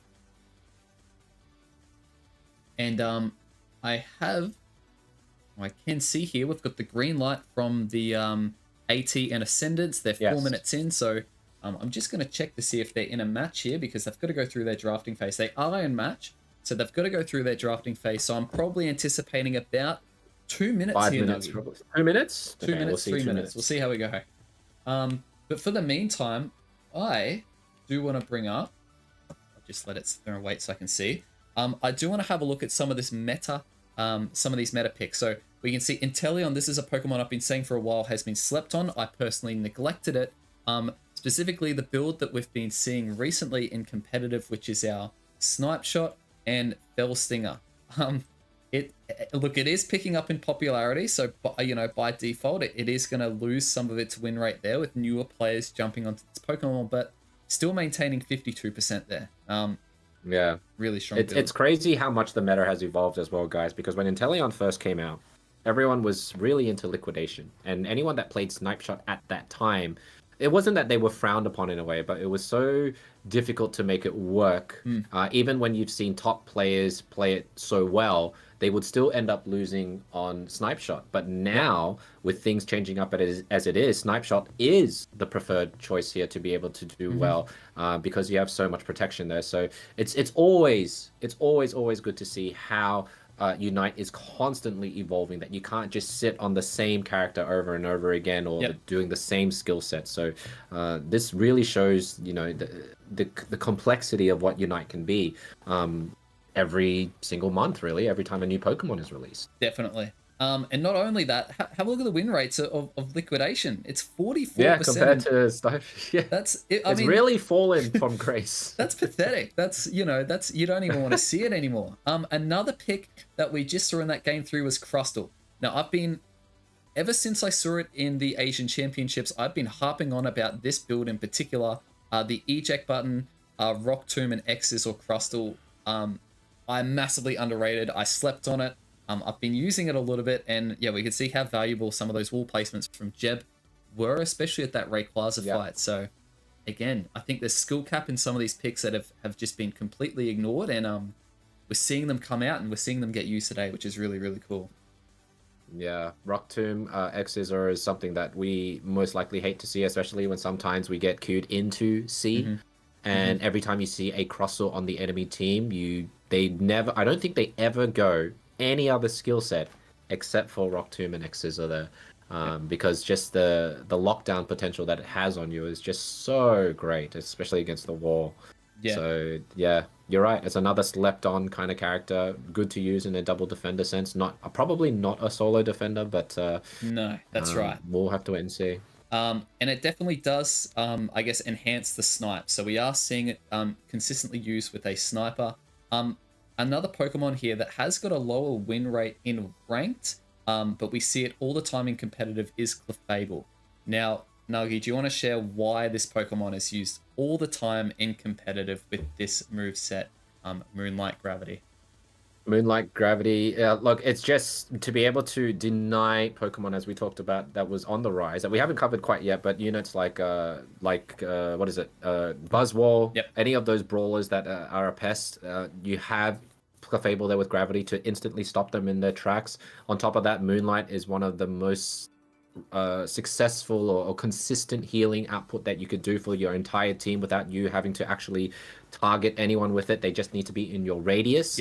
And then if sometimes Gravity is not the way to go because they have too much range Pokemon, Follow Me it did get buffed. It is a perfect response to be able to stall for your team, get that shield and stop the range from attacking your attacker or whatnot for that moment to be able to protect. So Clefable has it all, and the only, in a way, downside, but sometimes the fun side, is the gacha system of its Unite move. You just never know what you're going to get. That's right. But the move set already with Moonlight Gravity and Follow Me is all you need to be a successful supporter there.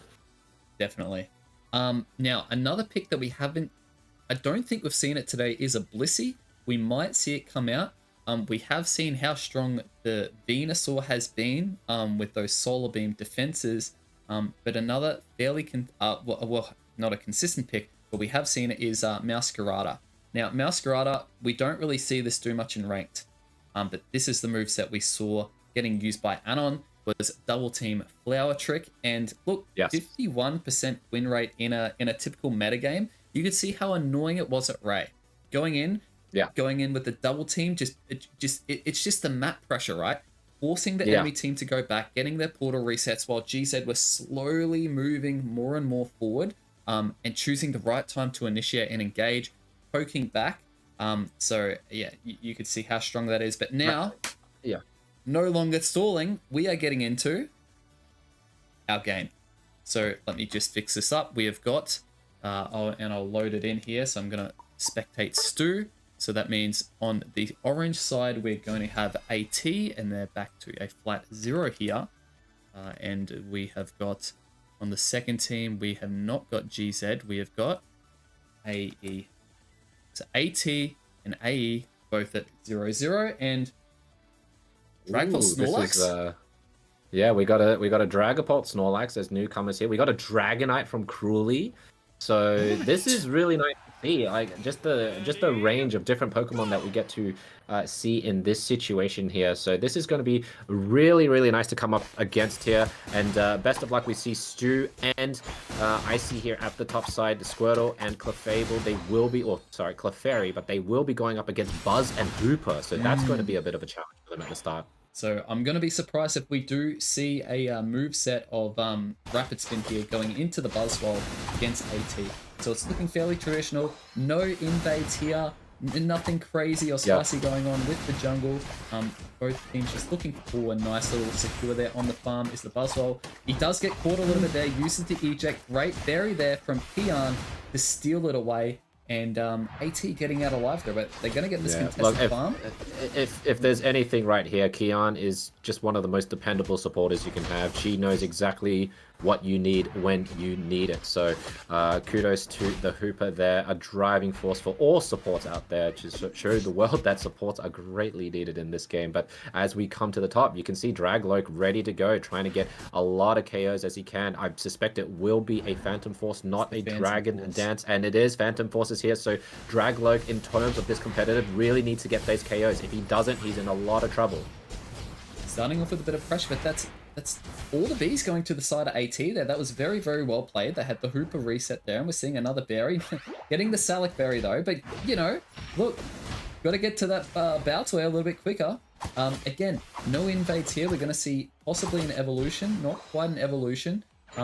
Both of the top laners on the side of AE are needing a bit of a power spike here, and the Buzzwole. Yeah. Oh, nice steal there with the water gun. Fantastic Great job. steal. They really needed that because right up to that point, AT has been taking most of the farm there at the top. So great take from Stu there to be able to evolve. And we are now closing into the central farm. And you can already see that AE is already there. But Dragonair quickly going through there. He does need to be a Dragonite very shortly. And the Buzzwole catching the Blastoise ejecting out there, and the Moonlight healing. Now it's the Dragholt Xavi putting on a lot of pressure there. Are we going to see... Oh, and now we're seeing a little bit of a sweep here from the Dragonite and the Clip. It's 4 people in the top lane here. We have seen Hydro Pump, so we're not going to see Rapid Spin on the side of AE. And Manny going in there with the Heavy Slam, trying to knock people up out of that portal. But it's a 44 in the top lane. Stu getting caught there on the Blastoise. Buzzwole getting that Beast Boost. Is he going to be able to further go on? They're going to need some resets here on the side of AT. Great portal there. And yes, we are seeing some resets for the 7-minute 20 Bs. In the meantime, the Venusaur is a Venusaur down in that bottom lane, so it's always a good sign. Has that level 4, nice and early. We've got Cruelly level 8, and seeing some fantastic teamwork on the side. That's a KO on the Snorlax. Teamwork. Wow. Yeah.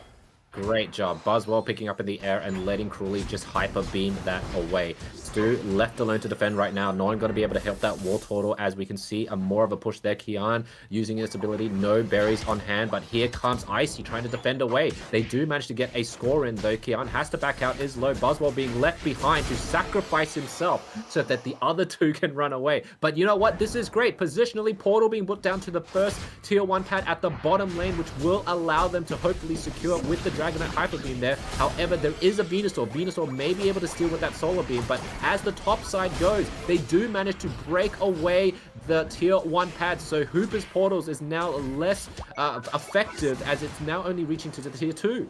Great play there from AE to break that tier 1 pad. They know how strong Hooper is going to be with both the tier 1 pads, and we did see a kill from Xavi there, so he is going to get some of those attack stats going.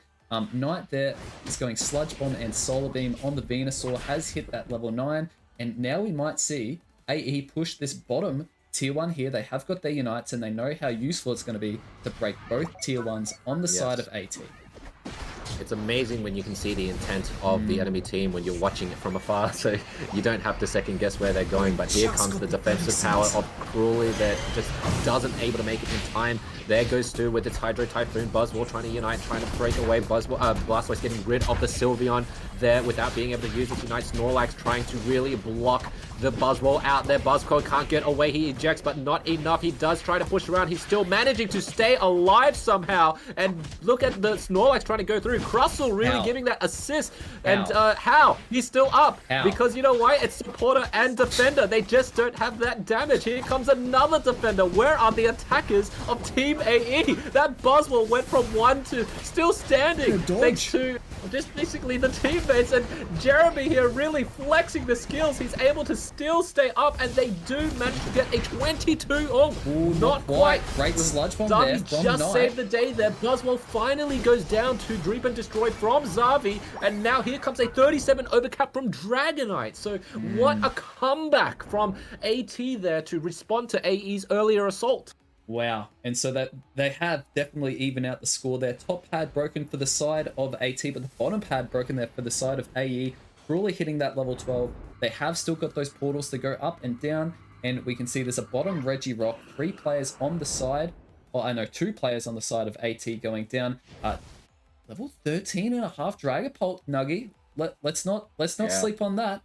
No, we never sleep on a Dragapult. Savi's always been well known to position himself well, and he's been able to take those little picks when he can.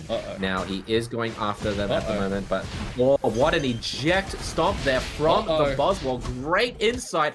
Buzzwole taking down the level 13 and a half, which does boost the Buzzwole's experience quite up. Hydro Typhoon being put into place, Snorlax on his Unite as well, Crustle uniting through, and Venusaur goes down. It does look like this is falling behind in favor of AT. They are pushing this with the Regieleki. Stu trying to serve and defend right now. Clefable trying to be there. Again, this is another situation climbing of 2 defenders and the support from AE trying to hold the line. So we are seeing the push being through here, but it might be a little bit too little too late. Snorlax still barely staying in, but no, another 50 dunk here. 20 overcap by the Dragonite. Venusaur able to get rid of the Buzzwole. Hooper down, but the damage has been done, and because of that, AT is now just ahead. So both players are going to see that it is an even battle, but you would have your suspicion that the score lead is on the side of AT with both of the tier 1s broken. So very good turnaround there, but let's not sleep on Xavi, who's probably going to be level 15 for this Rayquaza fight. That is going to be very, very scary to deal with. Are we going to see the value of the Dragapult pull out there? And we're going to see probably a break for the side. Yeah. It's only a small score there, 11. That's what they were going for. They just don't want to have to deal with those portal sets. So fantastic break there. And they're going to look to disengage. Are they? It looks like the Dragon Punch is going to follow up and get these stacks. That's scary. Yeah, this is scary. You're right. Look, he's literally a tick away from 15. That's scary. They're not going to be able to get the Swablues as it resets for the final 30 seconds. But as we look through to the list here, we do know Buzzwole's sole mission right now is to go after the Dragapult while everyone else holds the fort and keeps on fighting. It will be to see if Dragapult is able to dodge the muscly advances of this Mosquito, or will Buzzwole be able to lock onto its prey. We're going to see Knight will take this blue buff here to get level 13, which is very, very big for the Solar Beam. Do get the cooldown reduction there, but no, we're valuing going for a fight here, which is definitely the correct play. Great poking out there from the side of AE. The scoreline is very tight. The Crustle Ball almost catching someone. Buzzwole trying to get the Snorlax, so the Snorlax does get out. Use the Unite move to stay healthy. And we're seeing the fight break out here. Oh, and Xavi doing very, very well there. Does he get the KO? He does get the KO on the Buzzwole. We're seeing it break out there. And Cruelly with the Dragonite is just playing very safe. Great eject there from the Crustle. The Crustle staying very, very healthy. Getting 1 KO there, 2 KOs on the side of AT. And my gosh, we're just seeing this fight's breaking out. The Crustle's going to get caught here. It's 3 KOs on the side of AT. We're going in and we can see the Cruelly's on half health, looking to pull the Ray, making it reset. And Cruelly will do, if you're a Dragonite, you need those Dragon Dance stacks. You need to really go after, it's 3 stacks to get the best possible chance to steal, but they are stalling right now, and it's funny because they don't know how close the match is. It's a 12-point difference in favor of AT right now. So you can see that they're resetting for good cause. Sylveon does have its Unite back up and running. Dragapult always has its Unite. Just dodging. We're seeing the refight come out here. Are we going to see Sylveon's going to pop out the Unite? There's 1 KO. The Hooper goes down. Oh, a huge Solar Beam there. 2 KOs. Buzzwole goes down. And the, oh my gosh, we're going to see the Dragonite goes down. There's 3, 4 members, 5 members. It's an ace there. And we can see just how strong the combination of Solar Beam getting big poke damage followed up with the supportive Dragapult pocketed by the Clefable. It was just a little bit too much for that refight in-game. Level 14 and level 15 there. 20 seconds to go here, but you'd just say this one is on the side of AE. What a game. No, it was so close, and as we look through the stats again, AE being pretty much the strat that they've been doing so far is just having double defender and Clefable when they can, and so far we haven't been able to really see a lot of a team apart from Greater Zenith to be able to break through the defenses of double defender and support. You know, we were saying before, where were the attackers and stuff, but they were just building up their experience, scoring away, and just getting those necessary levels to counter. And as we see here, like this was a hard fought match, but it just felt like at the end, I can't believe I said this earlier, but having Crossall as a solo defender sometimes just isn't enough, and you can't go against double, especially with having Blastoise and Snorlax. These two are the original powerhouses of being able to peel for their team. Well, look, that game, honestly, even at the refight, that was still anyone's game. So fantastic first set there. First game from AE and AT. Going to the side of AE, and we see AE are yet to drop a game here, Nuggy. They're yet to drop a game. They're 2-0 in their first set, and they're up 1-0 here. Interesting pick with the Snorlax, but again, that double defender, maybe we saw the Umbreon. Yes, the Umbreon was banned along with Glaceon. Okay, so those are our two bans there. But yeah, look, they're getting a lot of value out of the Clefable. 106,000 healing. Considering there wasn't a monumental amount of damage on the side of AT, 106,000 in comparison, that's a lot of healing. Yeah, it just shows that wherever all the fight was, Clefable was there and just topping up its allies, so it was very, very difficult to just take out any member of AE here with the Clefable being there. So it's kind of like the question, is it actually time to think about banning Clefable? Because all we've seen so far is Clefable, anyone that has a Clefable on their team is winning the matches. Yeah, Clefable, very hard for Buzzwole to play into Clefable. And especially as well, you've got a Snorlax with block. Unfortunately, Jeremy having a pretty rough time there on the Buzzwole. Did play very well. Look, we saw him. Yeah, pick he up did well. That He Dragapult ejected. Yeah, he had to initiate with his moveset with eject there, catching the Dragapult off guard, and that's how he was able to get the necessary KOs there. But if even then, it just wasn't enough because like Buzzwole going into a surfing Blastoise as well as Manny with block. Now block is in a way underrated. You don't know how effective this block move is until you see it in action, and Manny did well to protect his buddies like Knight and Zabi. Yeah, absolutely. So look, great first game there. We're going to see hopefully a game 2 coming up, and we're going to come back and have a look, not at the meta, we're going to have a look at the bracket here. So we're going to get a bit of a refresh going. Ascendance up 1-0 over AT. They're the first match to start, and some other results yet to come in. But look, it's always good to see what's happening in the other matches that we're not able to see at this point. But surfing Urshifu's really good, strong showing here. We haven't got a chance to see them, but they haven't dropped a set that we've seen in the scoreboard. So really good to see what they've been up to. That's right. So we're look, we're down to our final 6 teams here, and then we're going to be down to our final 4 teams in the Aeos play-ins for Oceania after this set. Look, if I was to put my money on someone in this set I here against AT and AE, I wouldn't be very look, I wouldn't feel very confident saying either team is going to take this away, because that first game, that was just so close, Nuggy. That was so close. Yeah, it was a very good game for both sides. I think it's just over time. You could see in a way, the Pokemon pick differences, the sustaining and stuff was just narrowly closing that gap to be able to survive and take them down when all Unites were done and dusted, you know what I mean? So I think with AT there, if they were able to push forward, I think we saw Sylveon hold its Unite for a bit too long as well. If they were able to maybe just go all in with their power, they might have been able to overwhelm them a bit, but unfortunately, it wasn't the case there. So yeah, I think you really need to go all in and head first, and I think they will have to now because they're on the chopping block.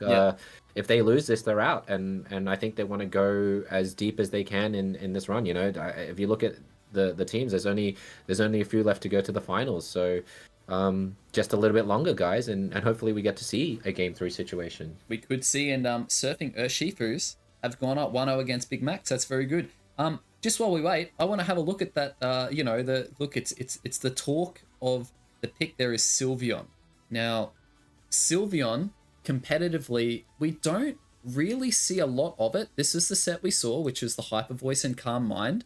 But again, talking about ranked in draft in our solo queue, duo queue games, this is going to be a Pokemon that might be worthwhile drafting because these two different sets play two different games. They counter two different sorts of play styles, right? You've got a mid-range mage, and you'd almost say, Nuggy, this is like a brawling moveset. You can see people even use it with a potion. Yeah, it's great sustain. Like Sylveon, the evolution that in my eyes is very underrated compared to its other ones that we see all the time. It is the essential pseudo tank before Umbreon came out. It could sustain. It's got a lot of leech life potential in it, which made it so strong. And the only downside for it at the time was really its Unite move took way too long to charge back up. Yep. But now with the buff, you can use it a bit more often. So I would love to see more Sylveons in competitive play, especially now with these changes. And I think we may be able to see that as we move forward heading into Worlds. So this is a Pokemon I believe that is slept on, and I can't wait to see more because it can go toe to toe with a lot of Pokemon out there, and it's not as squishy as it looks. So no, it's really not. Yeah, and you can see the win rate, the pick rates up there. The win rates were quite high in terms of skill set. Yeah, like you said, Mystical Fire, Draining Kiss is a very very good move set, and top 3 choices there. Yeah, with X Speed, Eject, and Potion. Yeah, being definitely one of them. Now, another Pokemon we saw in that game was Snorlax. Now, Snorlax, traditionally, if we had a look at a tier list, it's never one of your top defender picks, right? Everyone always says, and including myself, other Pokemon do the job well, but this is the value of having a draft and using the moveset with a 46% win rate in ranked. Just goes to show understanding your matchups is very, very valuable. That block there, we could see it time and time again when they needed to push the goal zones against the Hooper and also keep their squishy safe. Very, very good on the side. But Nuggy, I mean, looking at the second one there, just I think the lower percent win rate there shows that it's more suited for a 5-stack team rather than a solo to trio one, because I think it's very sad to see you're blocking and you're doing all the work, and then you look behind, your teammates aren't even there, or they're just elsewhere. So I can understand the low win rate. That's right. I know. But in 5 stacks, it's deadly. You're like a lollipop lady, man, and everyone else is on Smoko, right? yeah, pretty much. All right. Well, we're in game 2 here with AE, so we're going to jump back over. Teams we're going to have a look at here. We can see a Dragapult, a Mew, a Buzzwole. So this is a very strong team composition on the side of AT, and a Delphox. Delphox and an Inteleon. And again, we're seeing the double defender with the Clefable. AE have a very favorable team composition that they do like to play with. The Clefable is going to be very good at defending against the Buzzwole. Right, so let's jump straight into it, not waste any time. Game number 2, loser of this match has to say goodbye to their Aeos play-in run, but the winner will continue on into the quarterfinals. Yeah, well, AT still has a chance. This is their chance. If they win this, they can bring it to a game 3. So we're going to see what they're going to pull out. Again, it looks like a very similar composition of Squirtle and Clefairy going up against Buzz, but this time it is a Chansey. So this is, we talked, it's funny, we talk about these Pokemon we haven't seen in a while, how would they fare up, and it's like they hear us. I think they just go ahead and pick it for us, so we get to see how they go. And I want to point out there that AE are not going for that a kill from Delphox down in the bottom lane. That is not something you see very often. But the Baltoy, they're giving it up and giving it to the Buzzsaw because they know they're not going to out-secure the Fellstinger. So looking pretty decent on the top side for AE here. And if we come down to the bottom lane, the Inteleon's there, but not getting a KO as the mini Delphox, whatever we call that thing, a Braxton or whatever it is. Braxton, yeah. Yeah, so that's yeah, I mean, Dwebble is deceptively strong with the stun that it can provide there. So I think Mew was maybe miscalculated a little bit, thinking that it could survive there. But as you can see here, Cruelly is going through as a Draglike trying to shoot away, but nobody goes down. So it does look like AT may have gotten more of the secure in terms of Aeos energy there on top of AE. So it's still early days though. As you can see, Draglike going back to the central farm, as well as the second evolved form of Sobble there. I forgot the name. It might be Drizzle. Yeah, Drizzle. That's the one.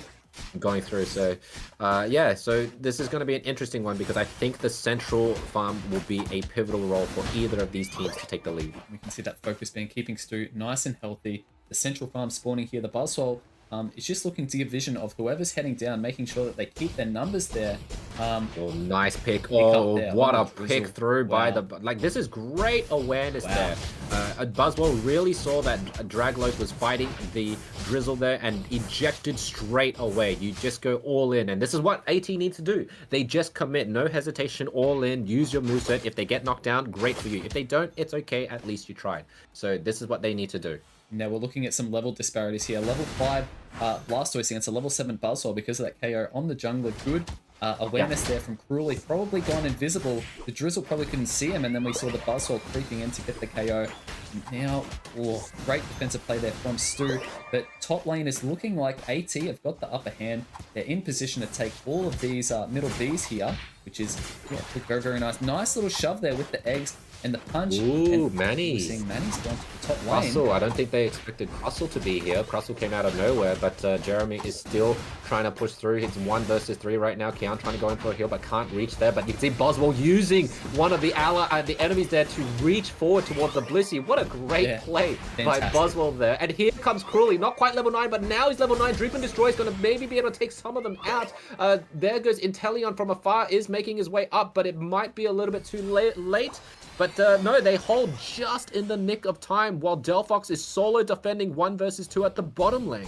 Could be in a little bit of trouble there. So this is a little bit of a weird, play here. We don't see this often, but look at... Oh my gosh, we're seeing the Inteleon pops the Unite. Great snipe from the Inteleon. How does he do that so quickly? Good little wall there from the crosser, but unfortunately goes down, forcing the team with AT back there. And are we going to see Xavi pick up one of these snipes? Oh, very close. Stu getting there. Stu might... A little caught there, gets caught by the Dragapult. Oh, and these snipes. Great pick there by Cruelly. Yeah, very, very good pick. And I think that's one of the dangerous things that if you don't play against Dragapult much, it might have been a great steal there from Knight. I don't think they expected that. It was a steal of Reg Ice. We didn't get to see it, but you know what? If Knight's been learning from Xavi, it was a great steal. So just poor timing. I think Mew's a little bit flustered there. Mew should have been able to secure, but unfortunately able to do so. But at least the Dragapult is able to get some KOs there. So if there's one unit to be fed, it's the Dragapult. And Manny most likely will go down. So Dragapult has a ton of KOs under its belt. It's getting stronger and stronger leading into this end game here. And now here we are. We're seeing we've got some snipes here from Xavi. I'm sure we're going to see them pop out here. Great defensive unite. We've got... Ooh, how's he avoided that? Great eject, just at the nick of time right there along with the Shadow Ball. And you can see that Blissey may go down, which it does. Mimi trying to stay away while Snipe Shot is going through. Delphox chasing hard as well. And Slowbro just being spun around like nothing. And that Snipe Shot is just one more Snipe Shot will take him down. He's hit the Mew there, forcing the team back. Very, very dangerous what we're seeing. We do like to see coaching though. Mew really trying to apply more shields to protect that Snipe Shot away, and while all that is happening, is 4 versus 3 at the bottom, but you can see that Boswell at the top lane is trying to get whatever significant farm he can with Dragapult helping out here. So you know what, I think Boswell and Dragapult are going to be the key warriors to be able to come back and maybe steal a game off of AE here. That's right, and we've got no score on the side of AE, and the Regieleki has walked in. We're going to see a pretty big overcut here. There's potentially 50 points going in for Cruelly. They have got a 75-point lead. This could change some dynamics here. Oh, nice little shove there from the Buzzword. Of course, Manny back there. Great wall, but we're seeing a very strong engage here from AE. And we're seeing 1 unite, 2 unites getting popped off. And now we're going to see Xavi come in. Does Xavi land the... Oh my gosh, he's done very, very well there to dodge those big snipe shots, but he's landing them. It's looking like it's crazy what we're seeing. Bro is... Yeah, Dragapult's really trying to isolate there. Inteleon does get rid of the Mew, but Bro is still holding on to the Unite. Can't get a good one. Dragapult literally on 1 HP. Somehow he calculated that he would live throughout that story. And right now, as you can see, Clefable constantly topping up its allies while Blissey has to manually do it 1 at a time. But you know what? I think Bro really should use its Unite right now. Doesn't matter. There goes the Unite. So, you know, they heard me, and Mew managed to get KO from the Inteleon there. Blaster trying to push it in. A bit of an awkward choke, as we can see on Team AE, and this may be the break that AT needed to further enhance their lead. Blastoise all alone. Clefable left Blastoise for dead at the top side, as we can see right there. Dragapult maybe getting an overcap of 3, but it's just to take down that pad before the Ray. So they double took pads, and now, look, this is almost a reverse sweep. AE hasn't been able to score a single point thus far in the game, and hopefully AT can keep this momentum as they lead into the final minute.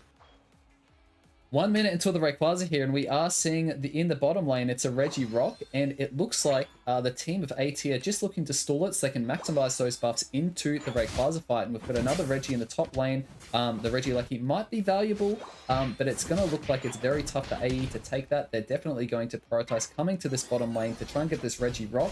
And great body blocking there of the snipe shots.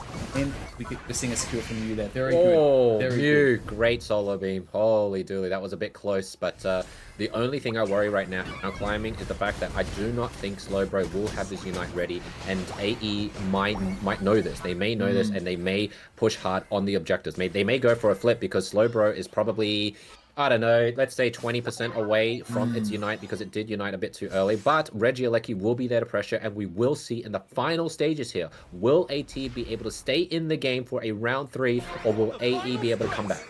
We're seeing Manny might be getting a little bit out of position here, but not quite. Oh, great wall from the Crustle, followed up with the snipe, and we're going to see a couple more snipes there. Solar Beam looking to poke back, and we can see the Dragapult's going for a sweep on the bottom side. Is he going to be able to catch out?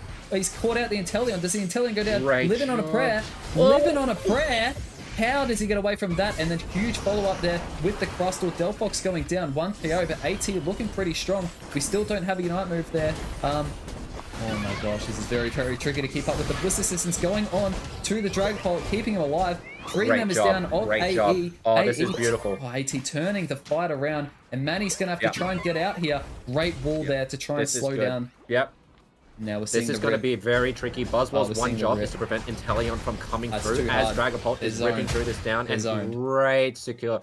Great job, Buzzwell, pushing away the Inteleon there. And this looks like climbing. It is going to be a game 3 situation. However, I may say that too soon. There's still a minute to go. But Dragapult does get rid of the tier 2 pad. So does the Mew. And now all that's left is to, if they want to play safe, go back and just chill on pad. But it doesn't look like that's the case. They want to dunk 200 more points in to just solidify their lead. So there we go. This is a great comeback. And you know what? This might be a wake-up call for AE. They've officially lost. Yeah, they've lost their first game of the day.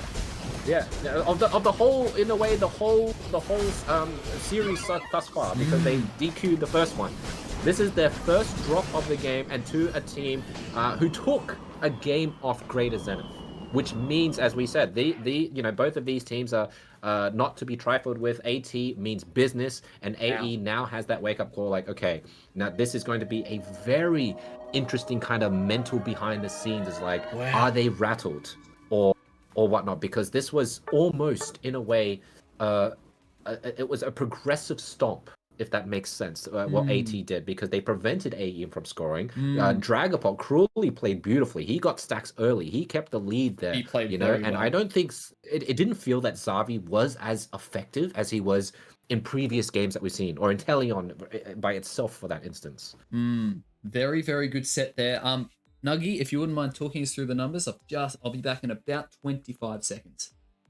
Yeah, no, it's all good. As I said, I don't think Inteleon was as effective there. Snipe shot, always a treat. Delphox, as great as we were able to see it there, I felt wasn't as strong as it could have been. But just because in terms of what AT was able to do, especially with the Buzzwall here, just being aggressive, Kian playing an absolute beautiful Blissey. Healed the right targets and was able to Bliss assist on the Dragapult for extra protection so that Dragapult could really just sweep up on that Ray fight there. So, and this is not to take away anything from units like Mew or Slowbro. They all had their roles to play, but Dragapult was very instrumental because he was the only one that could go invisible. And we talked a bit about this, of having someone to be able to go to the backline and cause havoc. And Dragapult was able to do just that, even though they weren't able to get any a KO initially from the Inteleon, but it pushed him back far enough so that the support, the Clefable, had to drop the support from the other 3 units to Inteleon, and that's when the rest of the units like Blastoise and Crustle and Delphox slowly started to wither away at the hands of units like Mew and Slowbro there. So well played on AT for that for sure. And so it's going to be a very, very exciting game 3 for both of these teams. And you know what? If we had anything to go by, we will see if it has rattled AE a little bit in terms of their newer players like Knight here. AT, basically most of these guys have had experience in high pressure situations. So yeah, guys, I'm gonna say it. This is all eyes on the newer players like Knight. You know, new to the scene competitively, like putting his hat in for the first time, and we'll see if he's able to keep that A grade performance that he's been able to do thus far leading up to this point. Definitely, definitely, and we'll head back over. That's my guess, climbing. That's my guess to maybe do a little bit more observation on Knight for game 3. Yes, we'll keep our eyes peeled, and we'll scan over. So we're going into a game 3, which is very, very exciting here with AT and AE. One team has got to say goodbye to their run, unfortunately, both in the losers brackets. And look, we've got surfing. I'll just give it a little refresh, dude. I just refreshed it there. You can see what's the results of surfing Urshifus and Big Mac. Ooh, it's very, you know, you could just feel that they don't want to leave, man. Whoever's really on the chopping block here is they're really trying to fight hard to stay in the scene here. So it's really, really exciting to see both all 4 of these teams in the losers bracket stay afloat. Wow. Meanwhile, I think Greater Zenith and Fury Global might finish soon, just judging by the time of what we can see from Big Mac and Surfing Urshifu. So we will see soon if it's going to be a 1-all apiece, yes, or will Greater Zenith push Fury Global down into the losers bracket. This is very exciting stuff. This is the best part of the whole tournament in terms of it comes to this, like, the bottleneck here, right? Yeah. Of the last few teams going in to see who's going to stay in the winners bracket and who's going to stay in the losers, trying to get their way out. Yeah. Look, we're in for a treat here. We've got a game 3 against you know, with some fantastic teams who we're going to see the final 4 teams. Is it going to be Big Mac or Surfing Urshifus? Is it going to be AT or AE? Again, I don't even want to guess. I don't even want to guess because I don't know, right? AE looked so strong in game 1, and so did AT, and even in that second game, you wouldn't have thought it was you know, in that huge favor. You could see the snipes, the dodges from Cruelly with the Dragapult, high mobility. It's just going just invisible. Awareness.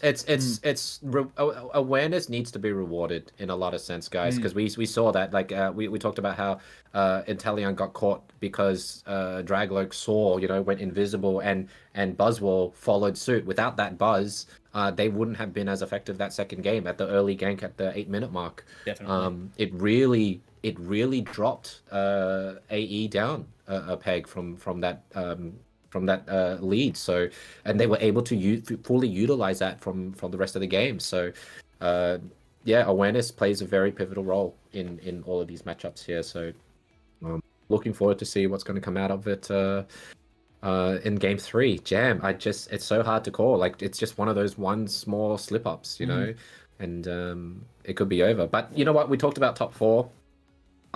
Look, as much as I love the Surfing Urshifus, I just feel, is it just so Aussie to see Big Mac in the top 4? Just the name itself. Who knows?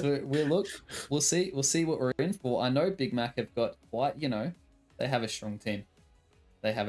So, look, I'm going to peel over because one of the picks we saw last game was Delphox, and that was surprising to me because I've never really seen Delphox used much competitively as a bottom lane mage. Yeah, it's a weird one. It's because we know how strong it can be, and the moveset that Knight chose was fine, especially for the suppression side. But I guess when you have units like Dragapult that can go invisible and backline you, it makes it difficult for Delphox to be able to react in time. I've just got some thing up on the screen here. We're going into game 3. Here we are. We're going into game 3 of AE and AT, and we can see some of these team compositions on the side of both AT and AE. We've got the Inteleon again. We've got the Clefable with the double defender. This time with Umbreon. We saw how strong Umbreon and Clefable were drafted together. Wow, what is this pick? How did AE manage to get Umbreon, Clefable, Inteleon on one side? On one team. I know. That's gnarly and very, very scary. It shows probably Dragapult might be the central laner here. Just because he needs that levels. Trevenant, like, they have a really strong AE is really strong. Kind of scary here. Yeah. They do have a very strong team. And you know what?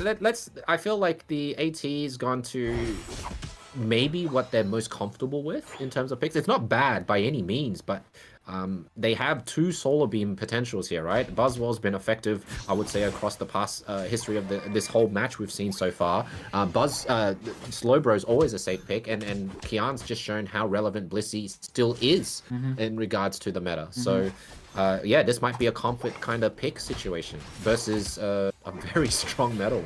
Yes, definitely. And it looks like a double Solar Beam on the side of AT, which is very, look, it's very tricky to play against. And have a look at the sustain and damage in the top lane there. Stu and Icy just going at it. Xavi looking to clean up anybody who was sticking around. And, yeah, Cruelly running up to this top lane. It's looking like a little bit of trouble. They've got a Trevenant, and are they going to have a Clefable online here as well for this first beast? It looks like all that experience will. So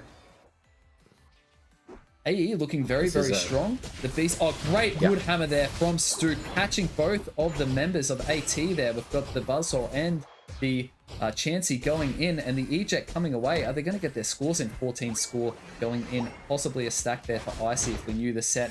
And yeah, wow. Unfortunately, Buzzwell is not level 5, so he's not at that proc of a skill up here. So then level 5 is such a crucial level for Buzzwell to really start shining. So to suppress him from being able to get to that state is very, very well done on Stu's part, as well as Clefable and Dragloak. But you know what? Anything can happen. They are at quite a bit of a disadvantage at top side, so hopefully bottom side is faring a little bit better. But as we go forward to the central here, they really need this farm. The Buzzwell is level 5, but we're going to see what fight ensues here. That's sort of a bit of a Sakura there from Knight. He's getting Xavi getting caught there, fortunately, and yeah, great job. Up there. This is awareness again, climbing. This is again what we talked about. AT was behind in their farm, but as AE did not group as efficiently as AT just did just then, it just able to really start solidifying a lane to go up against here. So right now Umbreon's trying to hold the fort. Great Soul Beam. Drizzle's still not Inteleon right now, so not that strong. Coaching greatly put there by the Muse. So you know what? Beam. I like this. Oh, you're gonna reposition. Not quite. Look, this is looking very strong to the side of AT, even though AE have got that 40 score lead. At the moment, it's looking like the early game is going in favor of AT. Really going through to get that level 9, surely enough. And look, yes, he's going to go almost level 8 on the Mew as well. So we're possibly going to see a W Knight move. And this is going to be very interesting to see right now. Like in just that space of 1 minute, AT is ahead. So right now they're focusing on the red rock. Only 2 members of AE down there. 2 Dragapult and Trevenant trying to head their way down. They are stalling for time. Snipe Shot is stalling as well. Umbreon trying to push through. Slowbro trying to protect its teammate. Blissey trying to stay back there. You can see the Snipe Shot from Knight in the bottom corner there, trying to go through, not being able to get much, but hitting the Reggie Rock very, very close. Slowbro low. It does look like he's a Unite from the Venusaur, but no, the Inteleon able to really snipe shot that away, and now AT has lost their momentum as they have to fall back here. Cruelly trying to get out. Trevenant getting rid of the Slowbro. Their front line is gone. Woodhammer getting rid of more. Dragapult now getting the stacks in, and all of a sudden the tides have shifted as AE is now ahead.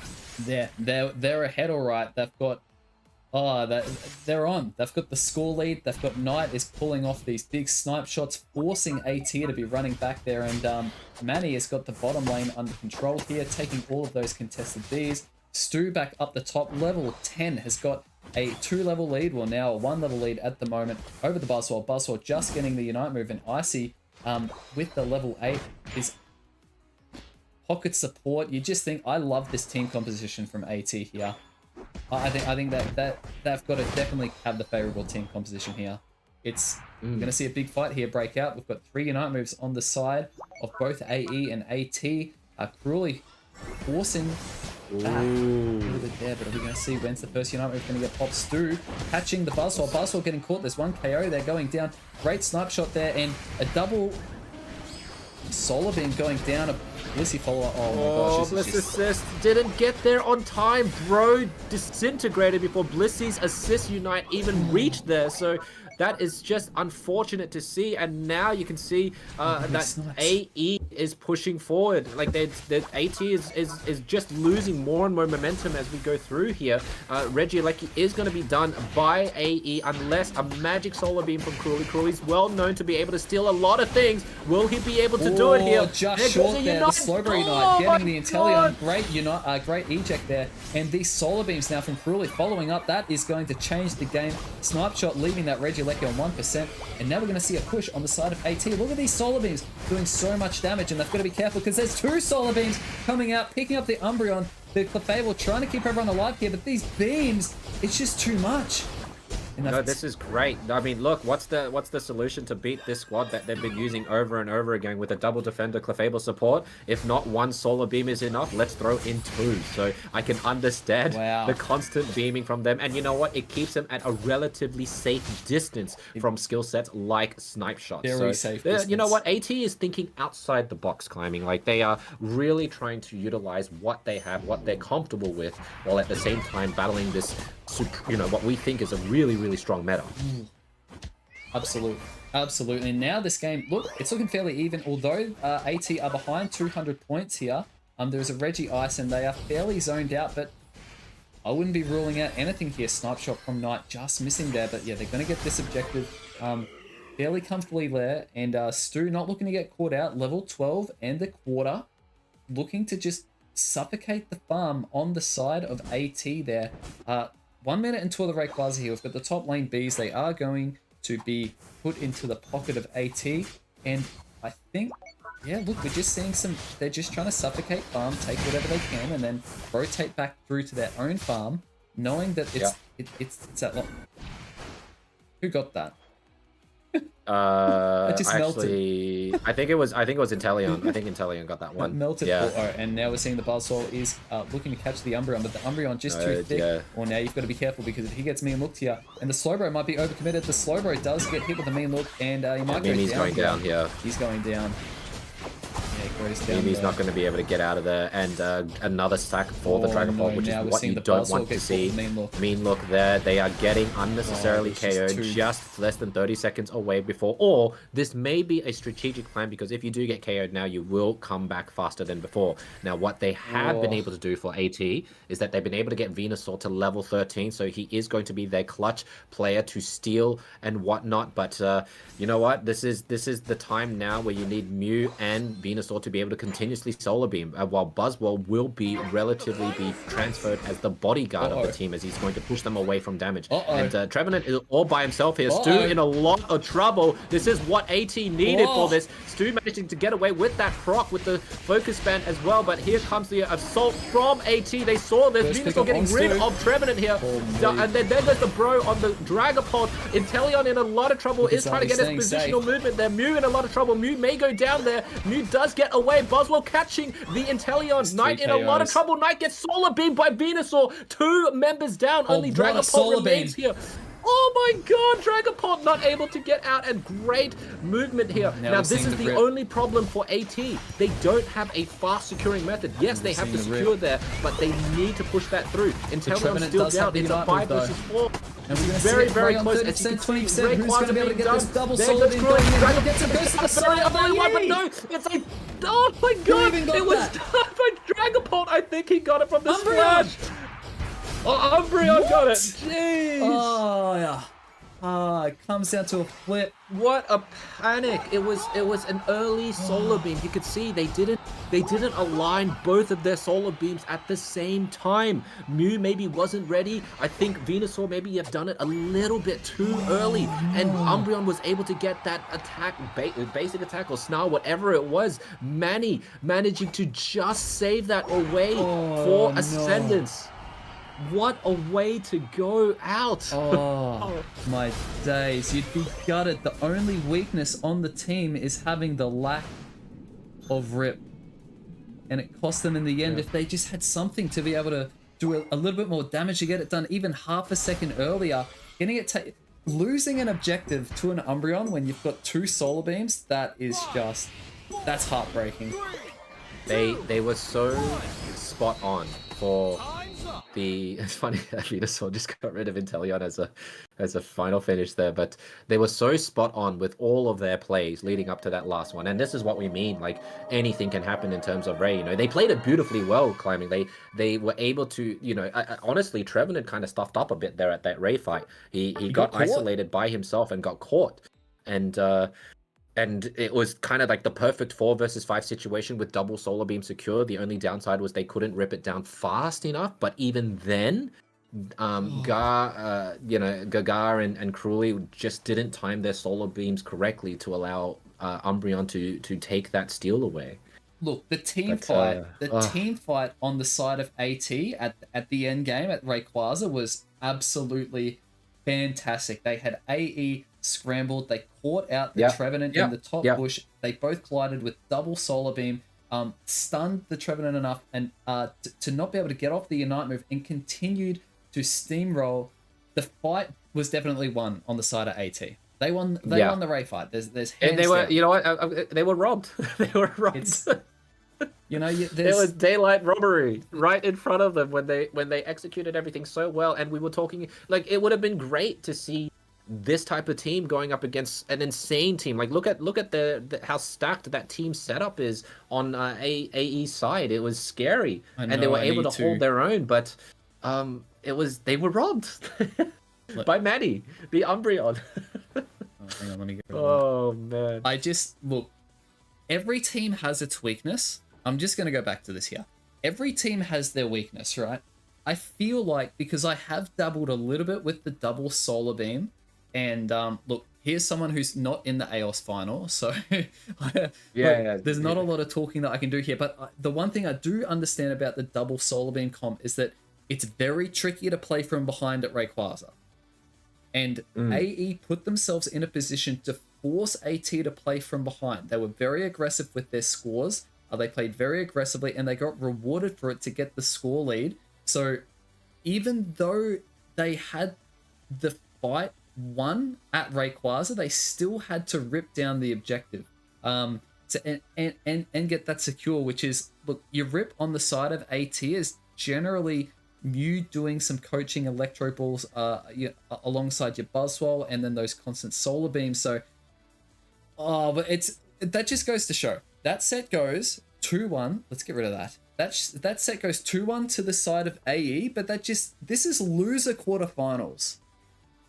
This is loser quarterfinals, and we're seeing that's just, unfortunately, AT's run comes to an end. Yeah, you can't leave room for error. You just really have to be on your game, because otherwise that was such a wonderful, perfect performance by both teams. But I would say for AT especially to be able to pull that off the way they did, but just unfortunate that one little slip just cost them their chance to stay in the match. But I think overall they would be happy with how they played there in against what they were up against, and to take a game off a team that was essentially undefeated until that point is an accomplishment as of itself. So very interesting to see what's going to be happening for the rest of the matches as we are finishing up here. But dang, congrats to Ascendance. They still have their run, and looking forward to see how Big Mac and Surfing Oshifus go for their best of 3, and you can see their Greater Zenith and Fury also in a best of 3. So literally every team in this quarterfinals is in a best of three. So everyone is beatable, is basically what it's saying. Yeah. Look, coming down to the wire for every single set. So of our top 4 teams, we've got Ascendance, we've got GZ, we've got Fury Global, and then we've got the winner of Big Mac and Surfing Urshifus. The rest of this set looks like the losers semi-final, which will be a match played by itself, the losers finals, which is a match played by itself, and the winner of the teams who managed to get through there go against the winner of GZ and Fury Global in the grand final. The winner of that match in that grand final will be representing Oceania at the Aeos Cup, I believe. And so the rest of this coverage, I'm going to jump on over to Twitch. We can see Kellosaurus has got a fantastic stream happening here. Let's jump over, let's have a look and see what games are getting covered here. Oh, well, we're faced with an ad. That's okay. We'll show our support. But I'm going to drop this link into our chat here, guys. And I'm going to let Kello cover the rest of this comp. So we're going to end it right now. And to see the rest of this Aeos, let's all funnel on over and show our love and support. And many thanks to Kello for running a very professional and very, very great stream over on her end. So thank you very much for everyone who joined us today, and hopefully, you enjoyed some of the casting. Thank you very much, Nuggy. Oh, well, Kello will be right back, so that's okay. We can we can see her for being right back. But Just Nuggy, thank you. Say hello.